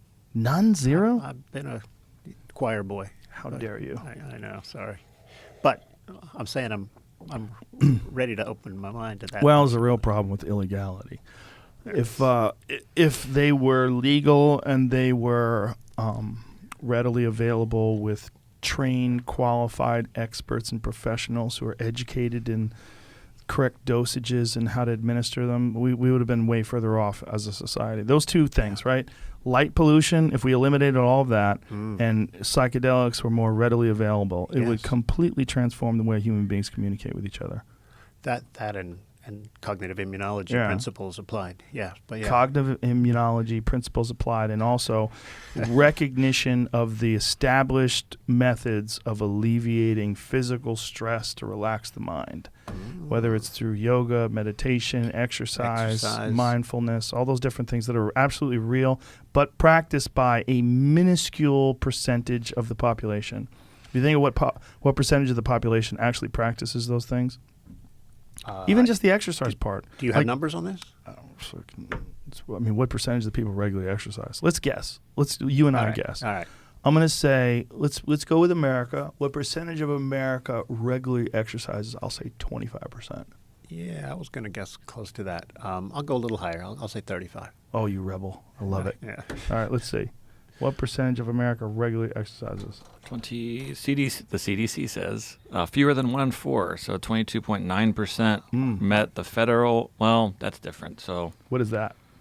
I typed in the exact question you said, and what it gave me was this. It says that they meet the federal physical guidelines. It doesn't say about exercise. So they would have had to answer a question that says, "Do you exercise?" What are the federal physical guidelines? Let's see what this says. You have a shirt on that says the question is the answer. Yes, I do. Yeah. you like fact check people in real time, don't you? Yeah, well, it's fun. The CDC study found 22.9% of adults nationally met the federal physical activity guidelines. The percentage varied widely by state, from a low of 13.5% in Mississippi to a high of 31.5% in Colorado. You were spot on, Joe. Yeah, I took a wild guess. But I always love Colorado. Those people get after it. You go to Boulder, everybody looks great. They're all thin, hiking and shit. So how are the people in these states meeting these guidelines during the colder winter months? Indoor activities. So what are the guidelines? Does it say what the guidelines are? No, not in this article. That's why I was going to try to find something else. So it must be just a certain amount of regular activity that's physical. We can get a good sense of it. So that must be what it means. Right. This is almost what you're actually asking for here. Age-adjusted percentages of adults 18 through 64 met both aerobic and muscle-strengthening federal guidelines through leisure time physical activity by state. Oh, look at that. Okay. 25% in my state, home state of PA. Florida significantly lower than the U.S. average. Texas comes in greater, but not significantly different from the U.S. average. And then California, significantly higher. Look at Mississippi. Alaska, too. Where is Mississippi? Is it fucked? They're fucked. 13.5. Ooh, that's real low. Poor bastards. The lowest. Yeah, well, some people are just not encouraged to do it. California is like a super encouragey, exercisey place, but look, Colorado's super high. 32. They're the fucking kings. 32. Yeah. Oh, it is. Yeah. Rhode Island's real high. 25. New Hampshire, 30. And I would have never guessed that. And I bet these numbers correlate well with just well-being and happiness. Mm-hmm. Right. Idaho, 31. I bet that's a lot of people just doing outdoor shit. Yeah. Wyoming, 28. Yeah, it's outdoor activities. Yeah. Well, those blue ones, that's the place you want to be in terms of like the numbers. Hawaii. What's Hawaii got? Well, does it show Hawaii? Alaska. Oh, Hawaii's not that good. Well, it's okay. It's like Texas. Alaska's out there kicking ass, though. They're out there hustling. Yeah, look at that. Now, see, that's where that's a guide to where to go if you want to be surrounded by healthy, happy people. Yes. Because you can always do it yourself wherever you are. That's true. Right. Yeah. It's easier to do it, though. I think, like, when you go to Boulder, Colorado, that's one of the places that I've gone where I'm like, God, everybody's so fit here. Yeah. They're all, like, out there hiking and doing things. It's a very, I think, like, when it comes to, like, do surveys of people who are outdoor active, Boulder's very high on the list. I do remember straying from my choir boy ways in Boulder, Colorado, and then smoking a little weed, a little bit, and then headed up to the Flatirons Yes. for a beautiful hike. Oh my God! That was Well, awesome. it's so gorgeous there. That's the thing. Like, I went to Boulder for the first time. I think it was like in the early 2000s. There was a jiu-jitsu seminar that a friend of mine was doing when I was working in Denver, and he did a seminar in Boulder, and so we drove up to Boulder. And I remember thinking, man, how pretty is it to live here? I know. Like you can't help but be in awe. Yeah. You're surrounded by gorgeous nature everywhere you look. Like there's something It's substantial about inspiration. that. Inspirational. Yes. Yeah, Pittsburgh doesn't have that, I'm afraid. No. I love my community in Pittsburgh, and but A lot of cool people there, Got to get though. out. Got to get out west though for the inspiration. Pittsburgh's a good-sized city. It's not too big, you know. It is. It's actually a really nice sense of community there. Well, how many people live in Pittsburgh? Well, the city itself, like only a 250,000, but the Really? metropolitan area, 1.5. See, that's why I like it there. That's I think there's a healthy number that you could get to, a couple million people, whatever it is. When you get bigger than that, that's one of the things that I love about Austin in particular. It's like it's not But it's that growing big. but it's growing like crazy, right? Even if it grows like crazy, there's like 1 million people here, you know, and then there's 1 million on the outside. So Okay. there's like 2 million overall in It's like the still- greater Austin area. Still got some charm. It ain't shit compared to LA in terms of traffic and overpopulation. It's like people here are still friendly. Yeah. They haven't looked at other human beings like a nuisance, and that's I think the same thing with Pittsburgh. Oh, yeah, I'd say that is true. Although I'm told that newcomers to Pittsburgh sometimes don't feel welcomed right away. But once Pittsburgh has another thing going for it though: the cold weather. The cold weather Yeah. makes a hardier people, well, and maybe a a little bit crankier yeah. people. A little angrier. For sure. Yeah, not quite as active. I'm definitely get cranky. February, March, April. It's not good for you. You're catching me in a good month because Yeah. the spring's here. Well, I mean, it's like folks that live in the Pacific Northwest tend to be a little bit more depressed, and there's a real physiological aspect to that. They're not getting any vitamin D. It's terrible for you. Seasonal affective. Seasonal affective. I mean, vitamin D can help you a little bit, but really, you need sun. Yeah. You know, you don't just taking a vitamin is okay, but there's a feeling that you get where there's a reward that your body's like, yes, when that sun hits your face. Like, oh my goodness. yeah, Yes. you're Just supposed to be out there. basking in sunbeams. Yeah, man. it's like, you're supposed to do that. It's good for your body. Yeah, and of course we live indoors so much now Yep. that we don't get enough of that sun. And then when we go out, we put fucking sunscreen on. It's a disaster. Yeah. There's a lot of things that we, as like when you think about the patterns that we follow as a society, it's not good for happiness. It's not like we overwork, we undersleep, Yep. we eat shit, we don't exercise for the most part. I mean, just look at that number. 3/4 of us are not exercising. That's nuts. Well, and obesity levels are Yeah. crazy high Mhm. and headed in the wrong direction. Yeah, and that was clearly exposed by the results of the pandemic, right? Like the people that suffered the most were the obese folks. I think you're right. 78% of the people that were hospitalized or died from COVID. Wow, would you call Yeah. that a comorbidity factor Mm-hmm. or something like that? Is that what the experts are calling it? Yeah, it's a comorbidity. It's the most common comorbidity factor. Wow. It's awful because it's avoidable. You know, that's one of the most awful ones. But it's so hard. Well, what if we built a culture, though, where it wasn't so hard to get good exercise, where it wasn't so hard to have good, deep conversations, right? Where We could do that. I think the way to do that is what we're doing right now, talking about it and making it an attractive thing. And I had a guy come up to me yesterday, and sometimes some people come up to me, it's overwhelming. You know, like this guy was like, he grabbed my hand and shook my hand and just was very thankful and telling me how much it helped him and how much it helps people. how much the show is. And these conversations, he's like, please keep doing it. You know, you made me change the way I eat. You changed the way I exercise. And, you know, and my wife is the same way. We're out, we do things now. We eat healthy. That's good to hear, you know? Yeah. And we love like listening to intelligent conversations, and we're getting books on tape. We're doing things so much differently. And he told me like a few years ago, he started listening and it just changed his life. Man, keep doing what But you're it's doing. a very, you know, I don't know what to do when that happens. I kind of freak, because it sounds crazy, but I kind of forget people are listening. Like I get locked into the conversation like you and I are just talking. It's just you and me. And I'm peripherally aware that other people are listening. That might be one of the reasons you're so successful, because people want to hear good conversations and learn from them, and you're fully present, right? If you're, a lot of times you're in a conversation and they're half there and half checking their phones. yeah, that's not good. When you're here, you're completely here. You have to be. But it's also, you got to kind of not think about the fact that people are listening. You know, like sometimes Jamie and I have a conversation, like, people are talking about this and people are talking about that. I'm like, oh, I got to get out of here.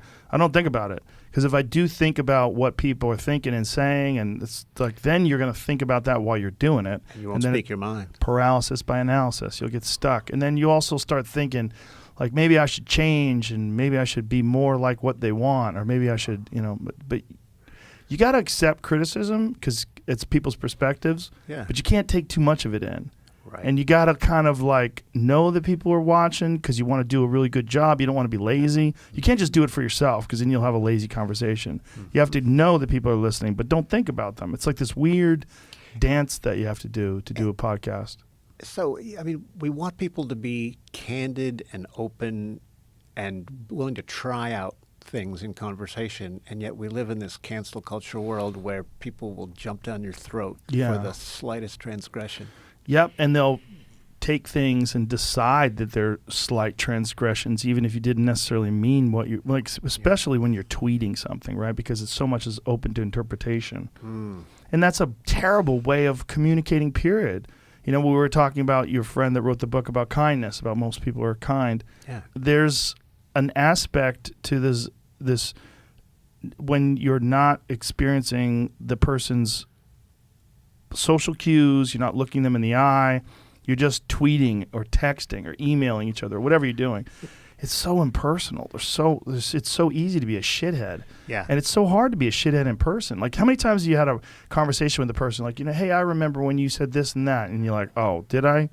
I'm sorry, I didn't mean. And then you see them relax. Like, but if you were just going back and forth, you'd be like, "Fuck you, I didn't do that." Like, yes, you did. Like, your memory sucks. Your fucking memory sucks. and then you know, next thing you know, it's worse than ever. Whereas if you're in person, you know, It's you go, harder to "Well, be a dick I don't when you're in remember that. person. Tell me what happened." And then they'll tell you, and you're like, "Well, I remember you did this." And then I go, "Oh yeah, I did do that." And then you go, "Well, we both kind of fucked up, did we?" Yeah. All right, I'm sorry. Yeah. But you're not who ever you were in your worst case scenario either, like the worst experience that you've ever had. Yeah, I mean, when you have a conversation to win the momentary battle of ideas or whatever, a lot of times you're selling your relationship down the river. Yep. Right? You're selling yourself short too, because you know you're a piece of shit for doing that. Yeah. You know, it's a terrible way to talk to people, and I did it most of my life. I did it forever until I think I stopped doing it as I got kind of older. That helped. Just get more maturity, more recognizing when I felt good or bad after conversations and why, and being sort of ruthlessly introspective. So as I got into my 30s, I started realizing what I was doing wrong. Yeah. But then I think the big one was starting the podcast, because as I started the podcast, it made me go, what am I doing? Like, why do I talk this way, or why do I think this way? And like, what is like, this is all accidental.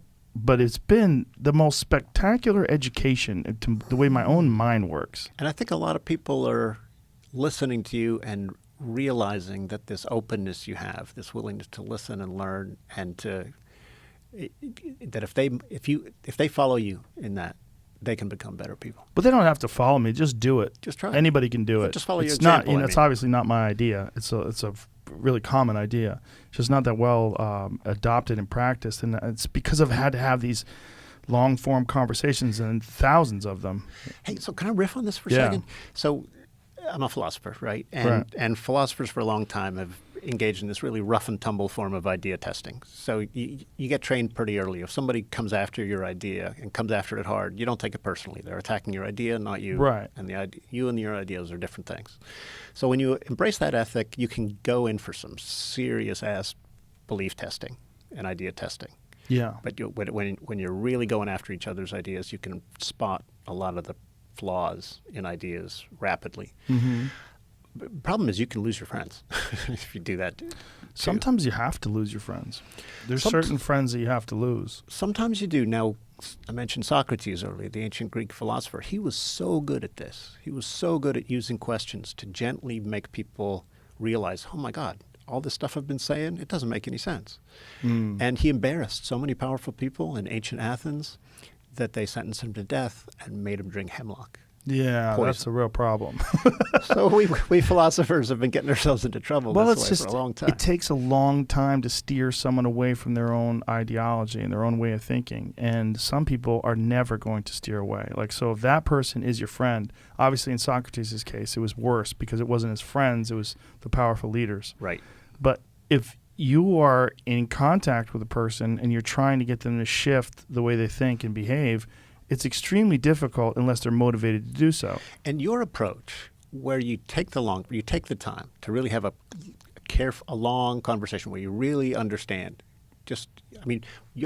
From what I've seen of your approach, you're just really good at getting people to open up and share their worldview. And you ask the kind of clarifying questions that get people to do that. And a lot of times, if you just get people to open up, they'll start to see where their own worldview can use a little bit of modification themselves. Right. And your approach is much gentler than Socrates was. Well, the thing is that this is one of the reasons why I want people to wear headsets is because this is very unusual where your volume of your voice is the same as the volume of my voice and it's in our ears. And all of that's controlled by the soundboard. Well, it's not just that. It's just the fact that you have headphones on, right? So you're aware that we're one. It has that kind of psychological effect. Right. Because it's harder to talk over each other if you hear the person's voice, like, literally in your ear. Fascinating. Yeah. So the other thing is it's real easy if you don't have a set thing that, like, this is what I'm going to do from 12 p.m. to 3 p.m. or whatever you have scheduled. Mm-hmm. If you don't have that, it's real easy to go, yeah, we've talked enough. Let's get the fuck out of here. I got to go eat. I'm hungry. I got to check my text messages. I got to do this. I got to do that. That's what we do most of the time. So to just sit down in a podcast format in a room. Dedicated time. Yeah, in a soundproof room, right? So we're in the soundproof room, and you have this dedicated time period of 3 hours where you're just going to talk. Maybe we should all do this. It would be very beneficial to a lot of people to do it sometimes. It's very hard if you have a regular job to find this kind of time to do it every day. So I had the privilege of doing something similar, like when you're a philosophy professor, you basically go into a classroom and you just get to talk big ideas with a group of 15, 20, 25 kids for an hour. And it's dedicated time. Cell phones are off and you're engaged in really intense listening and learning from one another. Similar, but not quite as long form. Yeah, it's similar. It's all you're kind of doing the same thing.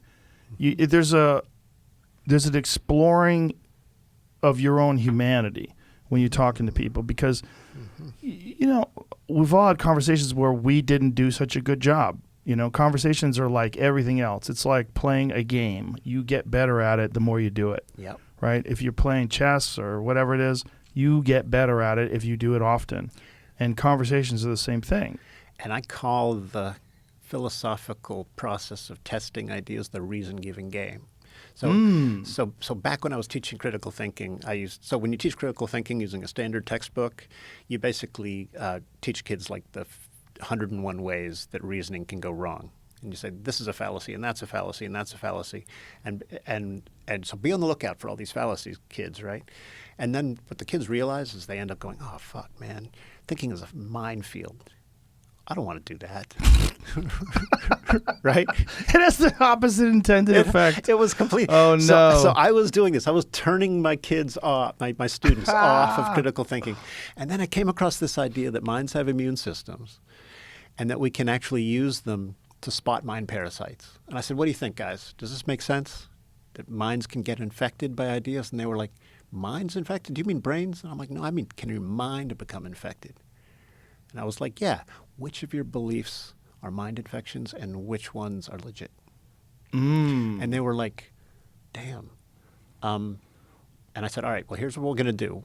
I want you to spend the next 2 weeks researching how the body's immune system works, and then we're going to try to do that for our minds. And we threw out the textbook. We took a totally new approach, and they realized, hey, this idea testing thing, it's kind of like a game. I said, all right, well, here's the game. I'm going to write up the rules. You're all players.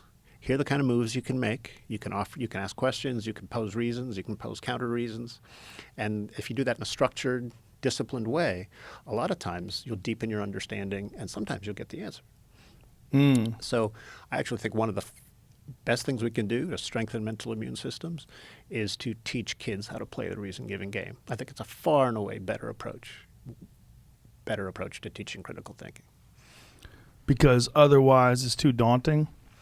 Otherwise too daunting, or you absorb the critical thinking skills and you just weaponize them for your ideology. Right. That is the problem. And the other problem is that, particularly for young men seek to win things. They seek to win conversations because every win validates them. We're competitive by nature, right? But it's like if you need validation, it's a great way to do that because it's common. So it's a common thing you engage in. If you don't have enough personal validation, if you're not looking at your life as being successful as you'd like it to be, you're constantly looking to get some validation. Yes. And conversations take place all the time. And if you think you have to validate yourself by tearing somebody else down, you just become the person nobody wants to talk to. It's also just doesn't work. It's like, you know what it's like? It's like name dropping. You know when people name drop, it doesn't impress anybody. Because everybody goes, oh, there he goes again. But it just doesn't work. Right. It's a weird one where people do it. Like, who the fuck gets impressed by name dropping? I was hanging out with Leonardo DiCaprio. People are like, what? Yeah. Were you? Yeah, like, you basically, you've just labeled yourself somebody who's insecure enough to have to name drop. Exactly. No one gets excited by that. But it's a thing that people do because they think people are going to like it, you know? And so you could respond the same way when somebody basically tries to tear down your idea by acting superior and smug and more smarter than you are. Yeah. You're like, and you're so insecure you have to tear me down to build yourself up? Exactly. Go away. Like when someone insults you instead of like changing your mind by giving you a better example of something. Yeah, be positive. Give me an alternative. Yeah, but it's so hard for people to accept better versions of ideas than the one they're currently harboring. It's just... Well, we got to learn how to do that. So one of the things I'm founding a nonprofit think tank to teach people how to do just that. Oh, and how's that work? I love that term, a think tank. Think tank. You even know what a fucking think tank is? Like, how's a think tank go, Jamie? I have ideas, but That's I have what no I'm saying. idea. That's what I'm saying. Pay right? a bunch of people to think about some shit. Right, but think about how many times you and I have had these conversations, and you've been in the room while people are having. But the think tank is like one of them things where it's like, oh, what the fuck is a think tank? It's a think tank. It's basically. I want to say that though. Hang out. I'm a part of a think tank. Hey, you're here in the tank with Jamie. You guys think together. That's a think tank, right? I want to be a part of a think tank. That's my new goal. It's basically just a bunch of people who like to think and research stuff. And do you guys get together? Is it an email list? This is a brand new nonprofit, so I'm just starting to bring together the researchers who are going to help make it happen. So it's called the Cognitive Immunology Research Collaborative, CIRSE for short. Cognitive Immunology Research Collaborative. Right. I like that. Right. So and I think if we take this Socratic method I mentioned before, like this idea testing in kind of a structured way, you use something of your deft, soft touch in terms of gentle questioning to get people to open up. That's kind of step one. Mm-hmm. Then you ask the kind of questions that say, well, how do you really know that what you're saying is true? Like, so what's your source on that? And, are you sure that the source is reliable? That's kind of step two. And then at step three, you kind of gently nudge people towards an alternative way of thinking about it that serves their own needs even better than the beliefs they had. Does that make sense? It does make sense. I did that really fast, so I'm not sure. No. You make a lot of sense. It's a good structure. I was thinking I got immediately. Something for you on that. I'm gonna. Oh man, I left it back at the hotel. I'll send it to you. Son of a bitch. I was thinking immediately when you were saying that very structure is what's lacking in a lot of these really frivolous arguments that you see on social media, particularly on Twitter. They're not doing that at all. They're not doing any of those steps. Exactly. Yeah, you know what it's like? It's like people who are fighting and they don't know how to do martial arts. They're just swinging wild in some Waffle House parking lot, you know? So I'm not familiar with this phenomenon, but you But you know what I'm saying? Like, if there's a difference between someone who understands technique and strategy and martial arts Yes. versus someone who's just brawls. I'm sure you've seen a drunken brawl, Yes. like those late night McDonald's drunken brawls that are on YouTube. And to the well-trained philosophical mind, half the conversations going on right now feel like just drunken brawls. Drunken brawls, yeah. Or like bullies, like an asshole is being a bully to some person, you know, and that person is trying to bully them back, and they just fuck you. Flame wars Yes. and online Yeah. canceling. Mhm. Yeah, a lot of it's like that, and it's so unfortunate and so unnecessary and so destructive. And it's also bad for you. It's like Yes. it's bad for your mental diet. You Yes, know, absolutely. that's a big part of what is happening with people. Like, you're filling your mind up with this kind of discourse, and it becomes commonplace. And when it becomes commonplace, it's like that's your go-to move. I wonder if that sounds to me like you're onto something really, really profound, which is that if our information diets involve disrespectful flame wars, our minds go downhill fast. Alan Levinovitz put it best. He said there's everyone kind of widely understands that bad food, processed food, is bad for you. Right. But he looked at social media and he was like, this is like processed information. So it's very similar. So like Cheese Whiz for the mind. Bingo. Cheese Whiz is pretty good, though. More like, does Cheese Whiz have preservatives? It must have preservatives. Yeah, whereas we should be can. eating, health food Yeah, you like should be- Terry Black's barbecue. That's right. I don't necessarily think you should eat that every day, but you definitely eat it when you want barbecue. It's just there's a smart way to nourish your own mind. Yes. And the smart way to nourish your own mind is not going looking for arguments to win on Twitter. Yes. That shit is not good for anybody. Yes. And so, yeah, deep, heartfelt, mutually respectful conversations about the things that matter most, that's what we all need more of in this day and age. For sure. Right? Yeah. So I have this little sort of side hustle. I'm a philosophical counselor. So people who are struggling with existential questions that often underlie their depression or other things basically say, I'm trying to figure out what the heck to do with my life. Mm-hmm. Andy, you study philosophy. Can you help? Right. And man, people are just so hungry for these conversations. They just want a space where somebody listens to them. Yeah. And that helps them clarify their own thinking about right and wrong and what's important and what's not important. And man, if we just, everybody can get this from a good friend if you just make the time to practice it. Well, you're also experiencing healthy user bias, right? Because people are coming to you that actually want to know what's wrong and how to handle things. Whereas many people have never even internalized this to the point where they've tried to figure out what could be done better. Fair enough. That is true. So you got to want to change. You got to want to be happy. And You got to want to, and you have to make the effort too. experience some light that comes through the clouds, If you're in that Pacific Northwest constant gray blanket over your head, you're like, the world fucking sucks, man. I don't know what you're talking about. We got to burn it all down, man. So what's the cognitive analogy of the Pacific Northwest and their gray skies? Well, right? those fucking people are so depressed. And if you look up there, they're always rioting, right? Like over the last year, Like in everything Portland? ramped up. Yeah, it ramped up so hard up there.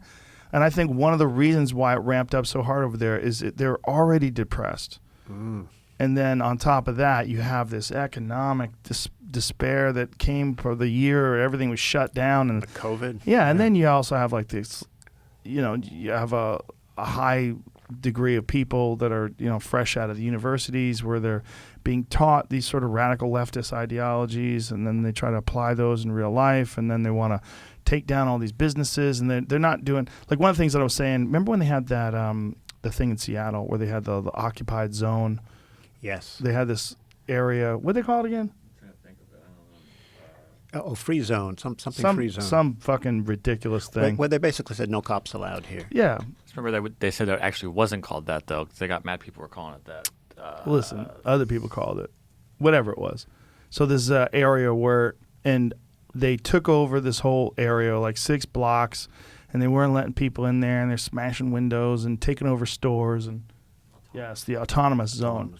But meanwhile, I'm like, this is a good example of people not thinking ahead and just thinking like children.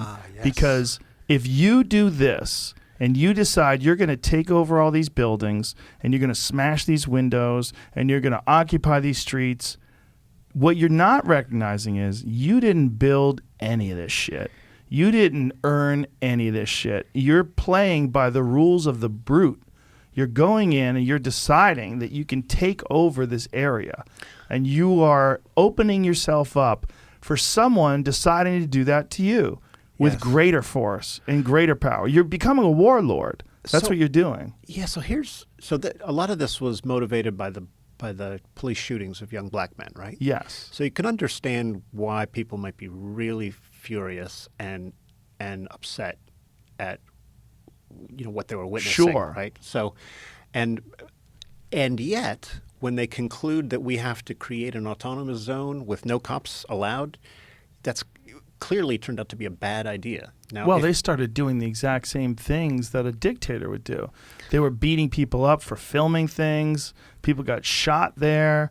They were enforcing their own rules and law with force and violence. So lots of bad ideas, all kind of ganging up there. Well, there's a lot Sounds of confirmation bias, right? They wanted only ideas to be accepted that made it look like they were doing the right thing. There wasn't a lot of people thinking about like, hey, guys, let's play this out. Like, how does this end? So, see, you're calling attention to a really interesting aspect of proper idea testing. So ideas, when they take root in our minds, often create behaviors which can affect our well-being, right? So one of the things you have to be mindful of before you buy into an idea is what might happen if you do.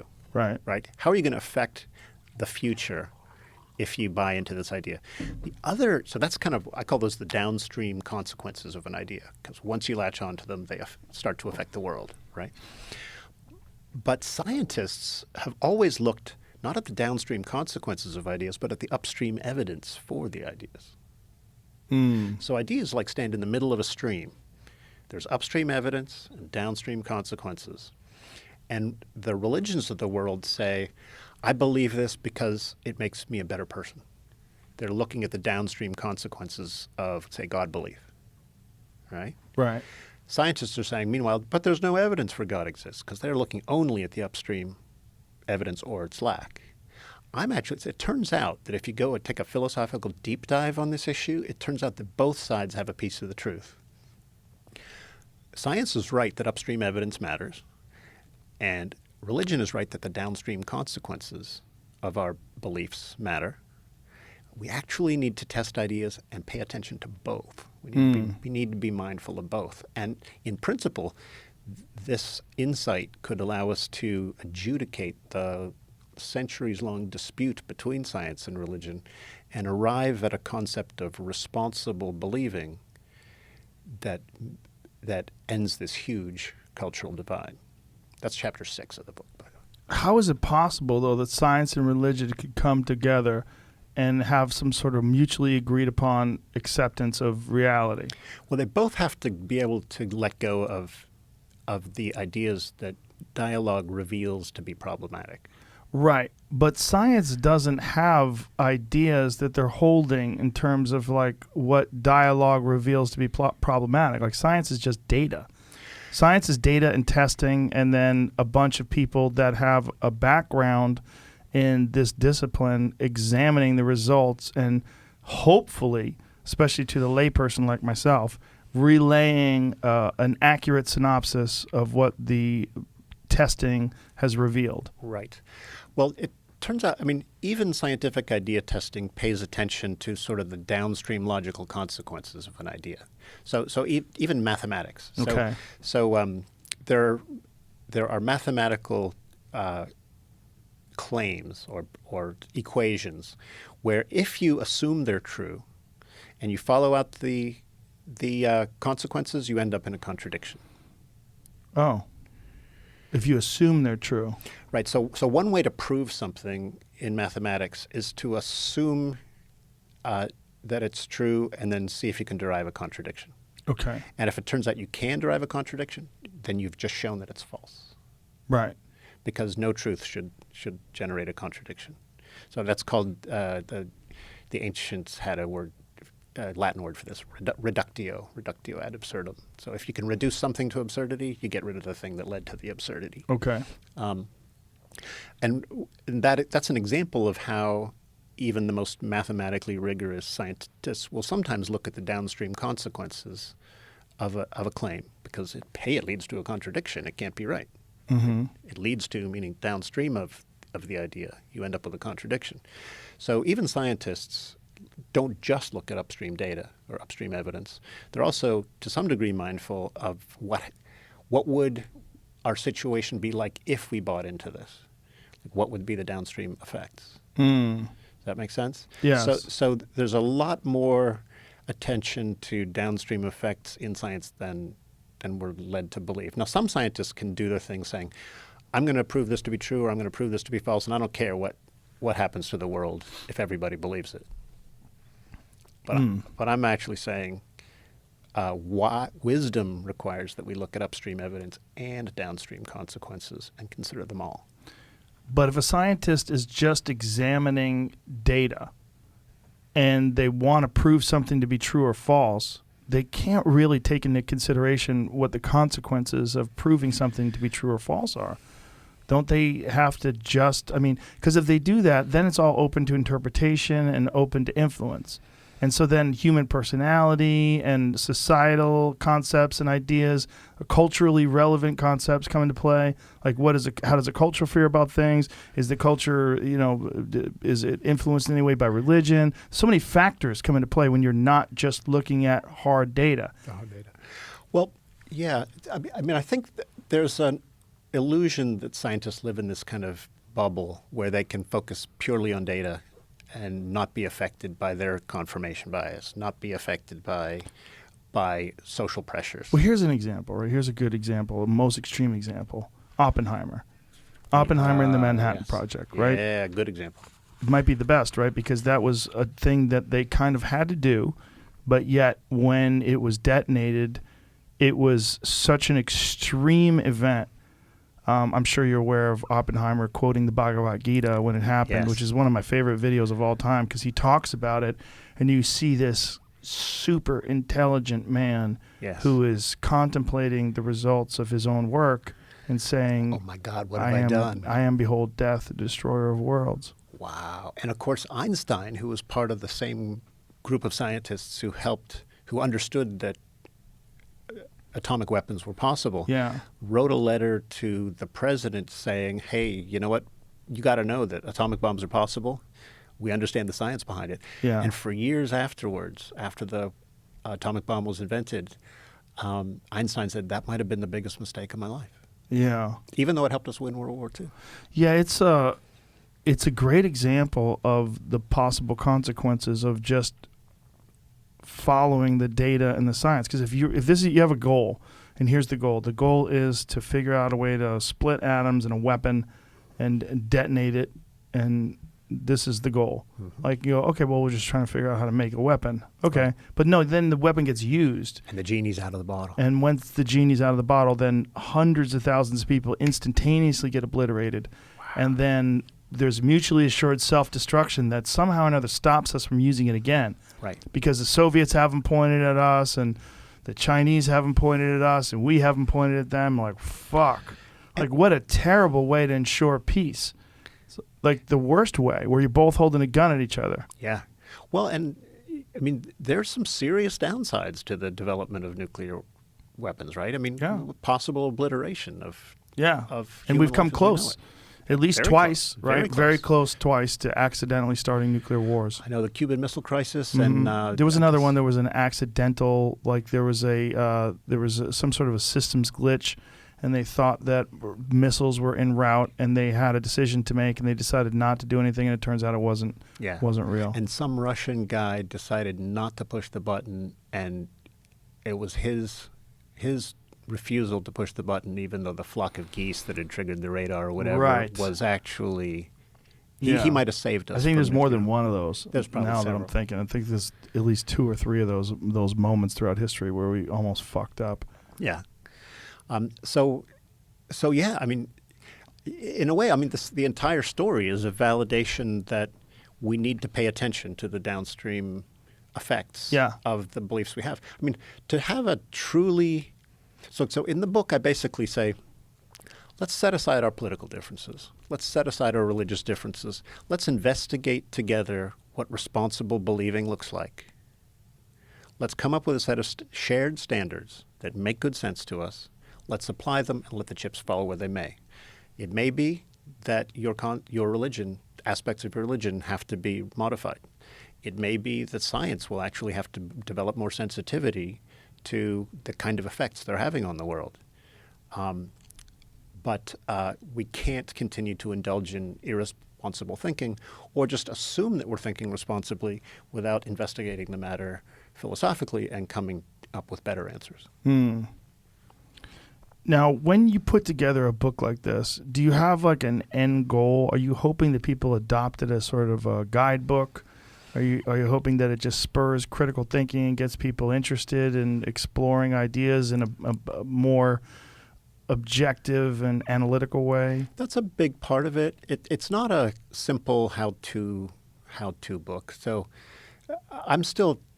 there's still a whole lot of scientists who need to understand what cognitive immunology is and understand it's about 60 years of evidence for the mind's immune system. It's out there, and we can talk about it if you like. Is it wide openly accepted, or is there debate? It's only begun to be debated because I've coined the term cognitive immunology. Oh, it's all you. I've connected the dots and basically said this science is coming.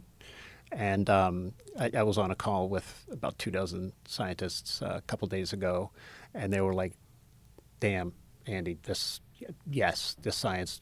We need to build out this science. Let's go.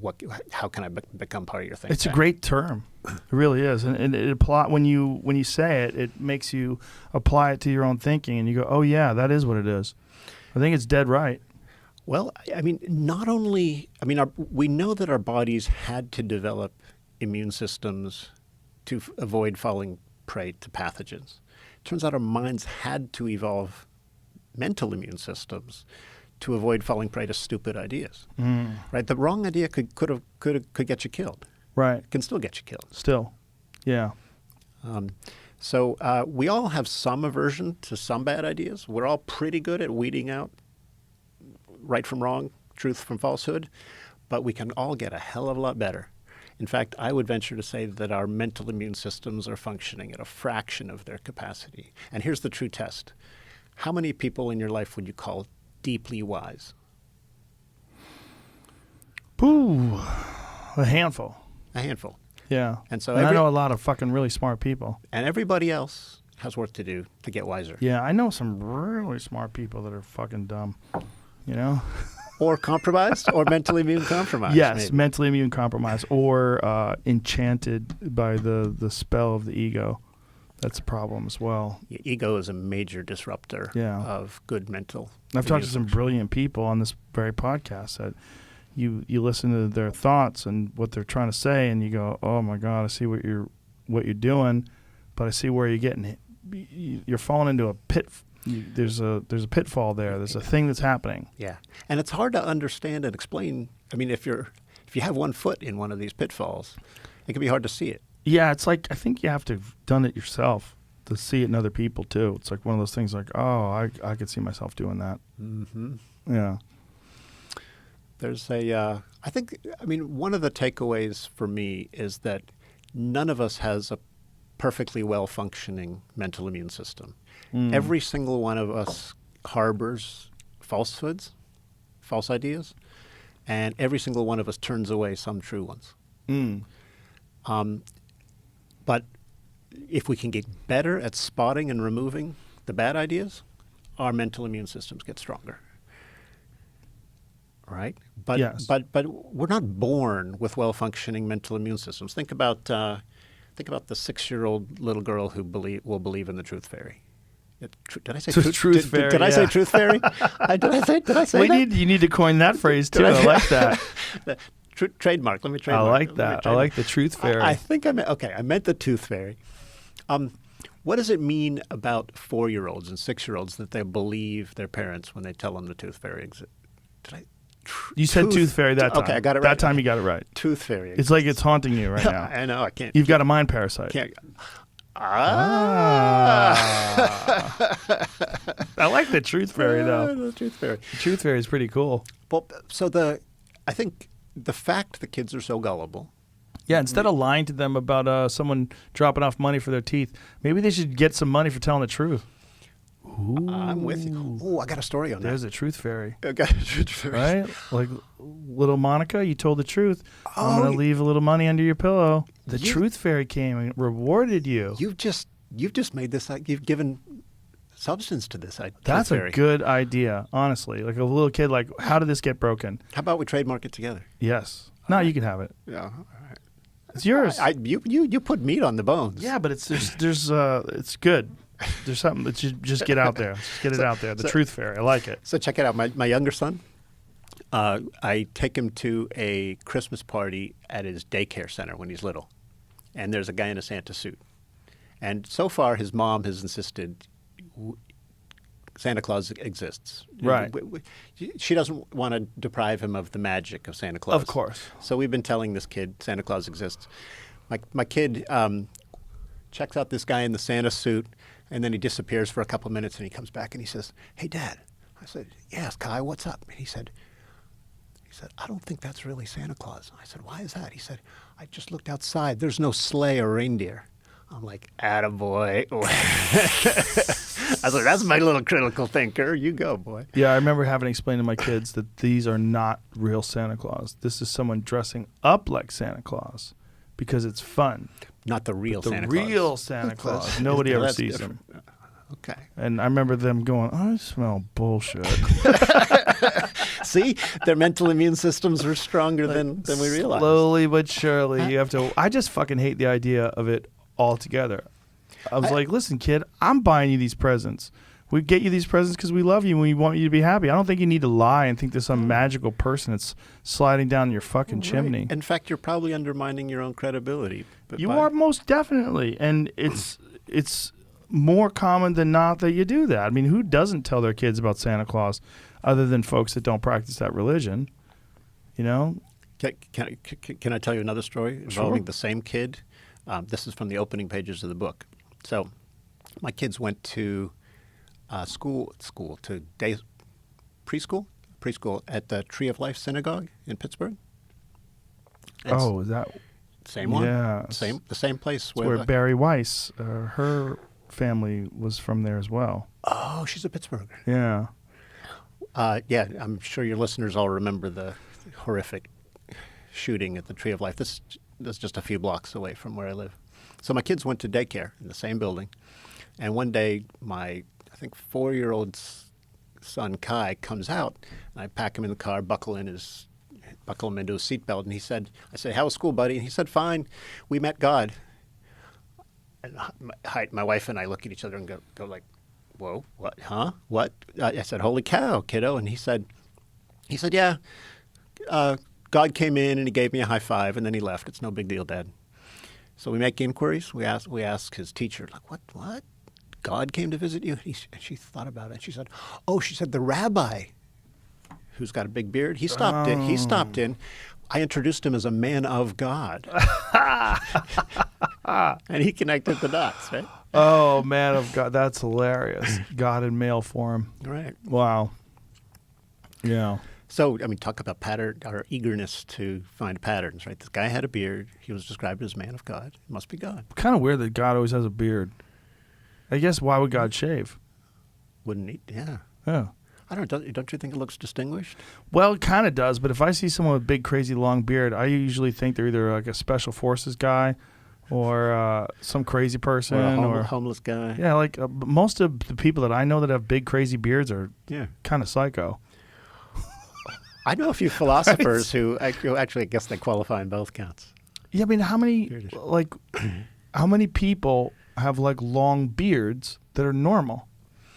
Like God had a long beard, but all the other people, if you looked at the ancient depictions of religious figures, very few had a long, distinguished beard. Like, doesn't God have almost always have a long, distinguished beard? Is that to like signify age? Like, what is that supposed to be? Age, wisdom, maybe. So wise, he has a stupid beard that he gets all his food in? Does God eat? Right? See, if I was bearded right now and I was stroking my beard, wouldn't that make me look wiser? It does. I've only had a real legit beard one time ever in my life. I grew a big, fat, thick beard, but it was because a man I knew died, and a bunch of us online we just decided to grow our beards like his. Yeah. His name was Evan Tanner. Kind of a tribute to him. Yeah. He was a UFC fighter, and he had this big, crazy beard, and he was an adventurous person and went on, I guess, what you would call a walkabout and died in the desert. No kidding. Yeah, he died in Death Valley. Not on purpose. No, we don't know. We don't think so, though. The thought is that he went out there to just sort of have an adventure and find himself. He was into that. He was into doing that. Wow. And everybody grew a beard. So I grew this big, fucking crazy beard that went like all the way up my cheekbones. I'm trying to imagine what you'd look like. Look like me with a big, crazy beard. Yeah, post a picture for your face. I'm sure there's one out there. I think there's one of me at a UFC weigh-ins where I have a big, crazy beard. Yeah, there it is. There's me with a big, crazy beard. Okay, there you go. Yeah. That's wild to see, man. I kind of forgot about that. That's wild to see. This is back when you were an announcer for... I'm still an announcer.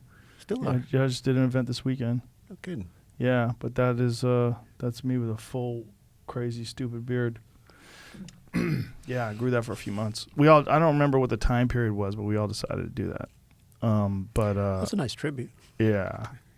He was an interesting person. He was a guy that, he didn't value money. He valued life experience, and he was very interesting to listen to when he talked, and it just really inspired a lot of people. Do you ever read the book Into the Wild? Yes. By Krakauer? Yeah. He talked about a kid who had a very similar set of values, just wanted to be out in nature and sort of explore different experiences, and ended up dying in the wilds of Alaska, not Death Valley. But it sounds like there were some similarities there. I think there's a lot of people that just find the life that we're living, that most people live, to be very shallow and meaningless and unfulfilling, and they just want something different. They don't know what it is, but they see the trap that so many people are falling into. It doesn't seem our culture makes it easy for people to find meaning. Well, it's hard because you have to eat. You have to eat and feed yourself, and it's very difficult just to pay the rent. Well, but imagine a world where the jobs available were profoundly satisfying of our need to matter. That you're going to imagine like a Dr. Seuss world, because the world has to be completely different. Well, I mean, this is an imaginary world, right? It is, but why not start moving us in the right direction? There's another counterpoint. The contrary position would be you need shitty, meaningless jobs to inspire you to do something good with your life. It tests your will to improve upon your position. So maybe every kid should do shitty, meaningless jobs. It helped me. Yeah? Most certainly helped me. What shitty, meaningless jobs did you do? Oh, I had a lot of them, but I think just being a kid... I worked at this place called Newport Creamery and another place called Papagino's, these restaurant chains, and I delivered newspapers, and I worked a lot of construction jobs and just a bunch of different things. I delivered pizzas, a bunch of different things where it's just like day in, day out, and then when it's over, you're like, thank God it's over, and then you're like, how do I stop this? How do I get out of this job? How do I make sure that this doesn't become my life? Yeah. I remember I was driving limos. Yeah. It's one of my jobs. And there was this guy who they were looking at as an example of who we could be. And I remember this guy was overweight and like his back was bad, but he had a Cadillac. And they always talking about his Cadillac. And they were like, you could be like Tony. Tony, he's got an easy job. Tony's working 60 hours a week driving limos. But they were talking about how much money he makes and this and that. He's doing great. And I'm like, 60 hours a week? This guy's just driving around. 60 hours a week. And I was looking at this guy, and he's like in his 40s. And I was like, his life has already gotten to this. And they were like letting you know that you too could compromise your dreams and be like this guy if you just droned in and just showed up and just kept doing it day in and day out. That's a trap, though, right? It is, unless that's what you like. Unless you like just driving people around. I'm not like shitting on the job. I did it, but I wasn't good for me. For me, it was I don't want to do that. I got to get out of here. Well, I guess what I mean is I don't mean to dump on that job either. I just mean that when you set aside your passions and your sense of purpose and just do work you don't even enjoy to get the bills paid, that can become a trap. Most certainly. And so many people in today's world are feeling trapped by that. Yeah, well, and then you get obligations, right? Then you have a mortgage or a lease in your place to live, and then you have car payments, wife and kids, and then you can't take chances. Or husband and kids. Yeah, either or. And you can't take chances. If you can't take chances, then you're really fucked, because then you have to figure out what to do with your time when you're off work. Right. And I've given this advice before. I'm like, you have to think about that time off work like you have to save your life, and that you're working to save your life. Like whatever it is, whatever you're trying to do, you have to do it like you're trying to save your life, because you are. So find the energy in those down moments to reorient yourself and to find your path. Right, but then we're talking about all the other issues that people have that we talked about before, like the lack of exercise and good diet. Those things rob you of your physical vitality. And if you don't have physical vitality and energy, it's very difficult to motivate yourself to do something. Mm-hmm. So you got those problems. Yep. It seems like to build a really good life, a lot of things have to go right. A lot of things have to go right. And our culture doesn't seem to make it easy to align all those pieces. Yeah, that's one thing that I don't think I recognized enough when I was younger. When I was younger, I was like, just fucking work hard. I worked hard, and I did work hard, but I was also really lucky. I've been lucky a lot. Yeah. But also, when I got lucky, I took advantage of it and ran with it. Yeah. It's like some people get lucky and then they fuck it off and they don't follow through, and the following through is very important. The follow through, the grind, but also luck. Luck is a big factor. It is a big factor. And man, I feel like I've been really fortunate too. Sometimes bad luck is good luck. Say more. Because bad luck makes you angry at your circumstances and it forces you to change. Sometimes too much good luck, too much good fortune, you get soft and lazy. Yeah. Everything's going so great. Like, or you start to feel like entitled to stuff because you're just everything's fallen on a silver platter. Like, imagine winning the lottery at 19. Imagine being a 19-year-old guy. That could mess you up. Oh, what if you won like $100 million and you're 19? Oh my God, you'd be a loser. There's no way you wouldn't be a loser. Isn't it funny? Guaranteed like you'd be a winner. Yeah. And you've probably come across this fact that 3 years after winning the lottery winners are, on average, no happier than quadriplegics or something like that. Something like that, yeah. No, I wouldn't. I would imagine, first of all, winning the lottery is also like, say if you start a business and that business becomes successful and then you start doing well, people are going to ask for money, but they're not going to ask for money the way they ask for a lottery winner's money. Because the lottery winner is like, bitch, you didn't even earn this. You just got lucky. Give me some money. If you really love me, you're my friend. I'm trying to start a business. And all of a sudden you're starting to question your best friends and motives. Oh, yeah, for sure. So you end up getting alienated from them? For sure. That's most certainly going to happen. And this happens to a lot of successful young athletes, right? They suddenly have money, and then the people close to them start asking for handouts, and then they start to question whether their friends are real friends, true friends. Sure. And a lot of them aren't. That's another thing. A lot of them, they look at you differently because you're successful now. They said something like, it's some crazy number of NFL players within X amount of years after they stop playing are broke. Whoa. It's really crazy. It's like... So they go bankrupt within 3 years. I think it's something nutty, and it's like a high percentage. So part of that might be, that they're just not taught how to manage or save. And there's that. There's also the culture of like expressing how much money you have through material possessions and the keeping up with the Joneses. From Billy Corbin's documentary Broke on ESPN. 78% of former NFL players have gone bankrupt or are under financial stress within 5 years of retirement. It's 2 years. Oh, excuse me. 2 years of retirement. 60% of NBA players are broke within 5 years of retirement. And then 78% of NFL players are broke within 2 years. So here's the thing about NFL players you have to take into consideration. Also, head trauma. They're getting hit in the head a lot. Which might account for the difference between the NBA and the NFL. I think it does. So you have the culture of keeping up with the Joneses with most pro athletes like nice things, right? You grow up poor, you hustle, you become a badass, you're a pro athlete, and now you want a nice car and a nice house and all these nice things. And Can I share a personal story on this? Sure. So I used to run a summer camp for kids, character education summer camp for kids, and it's all based on the sport of ultimate frisbee. Which I know you're familiar with. So I founded this small company. In a few years, I had hundreds and hundreds of families sending their kids to me to learn the sport and to learn basic character, things like resilience and a positive attitude and teamwork, things like that. And so one day we're up in a local park running camp. And who should be running laps around the track is Antonio Brown, the NFL wide receiver. You heard of this guy? Sure. Former Steeler, right? This was before he was like a first or second year player, hadn't really emerged.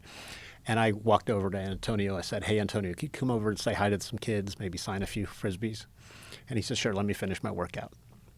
He comes over after. He's a perfect gentleman, terrific guy.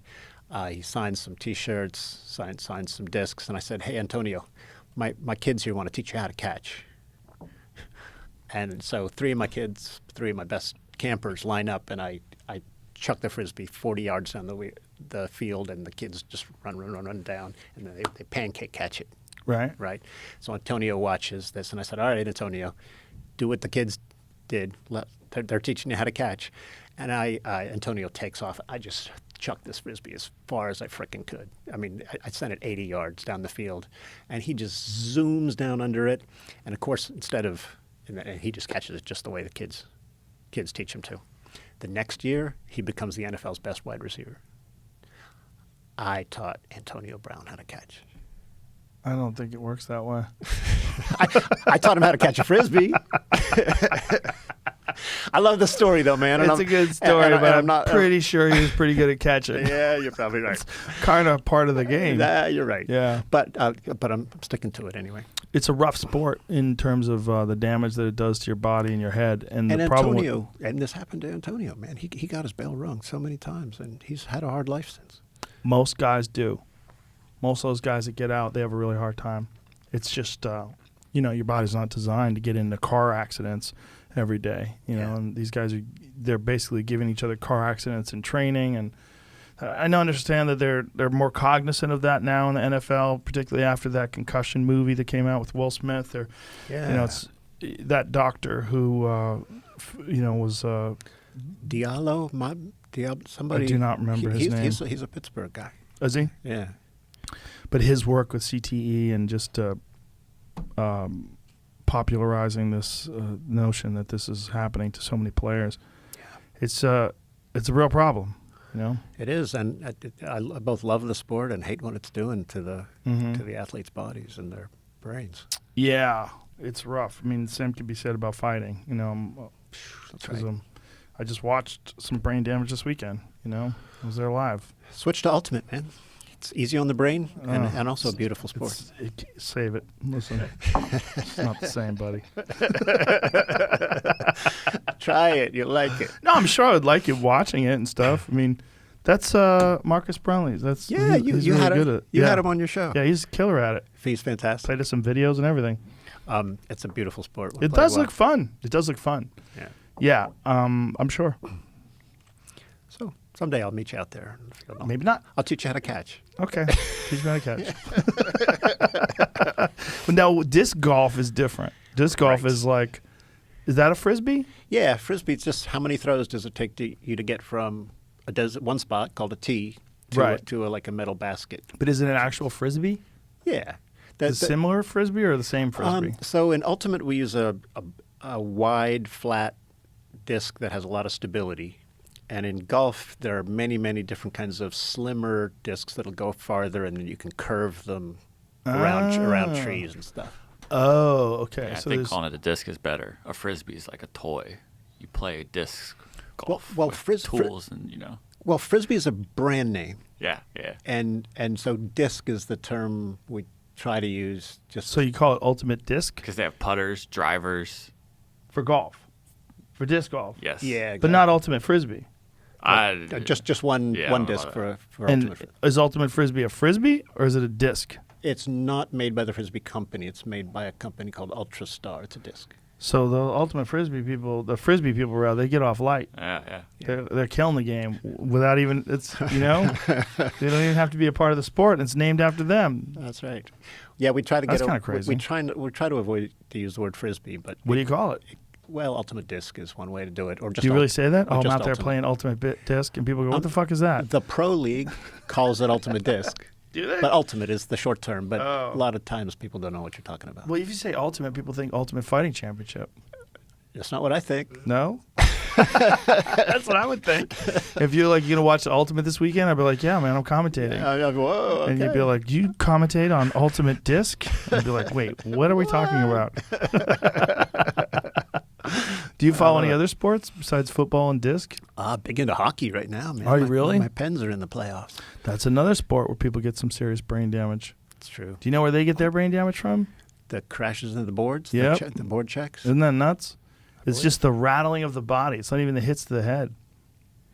I'm guessing the head's kind of Doesn't have to, even have to. Doesn't even have to. No, there's a guy that I've had on multiple times that I'm friends with. His name's Dr. Mark Gordon, and he works with a lot of traumatic brain injury patients, and especially soldiers, guys who breach doors, and some football players and fighters as well. And he said people get brain damage from jet skis. He's like, What? Yeah, just this. Blah, blah, blah, blah. He's like that.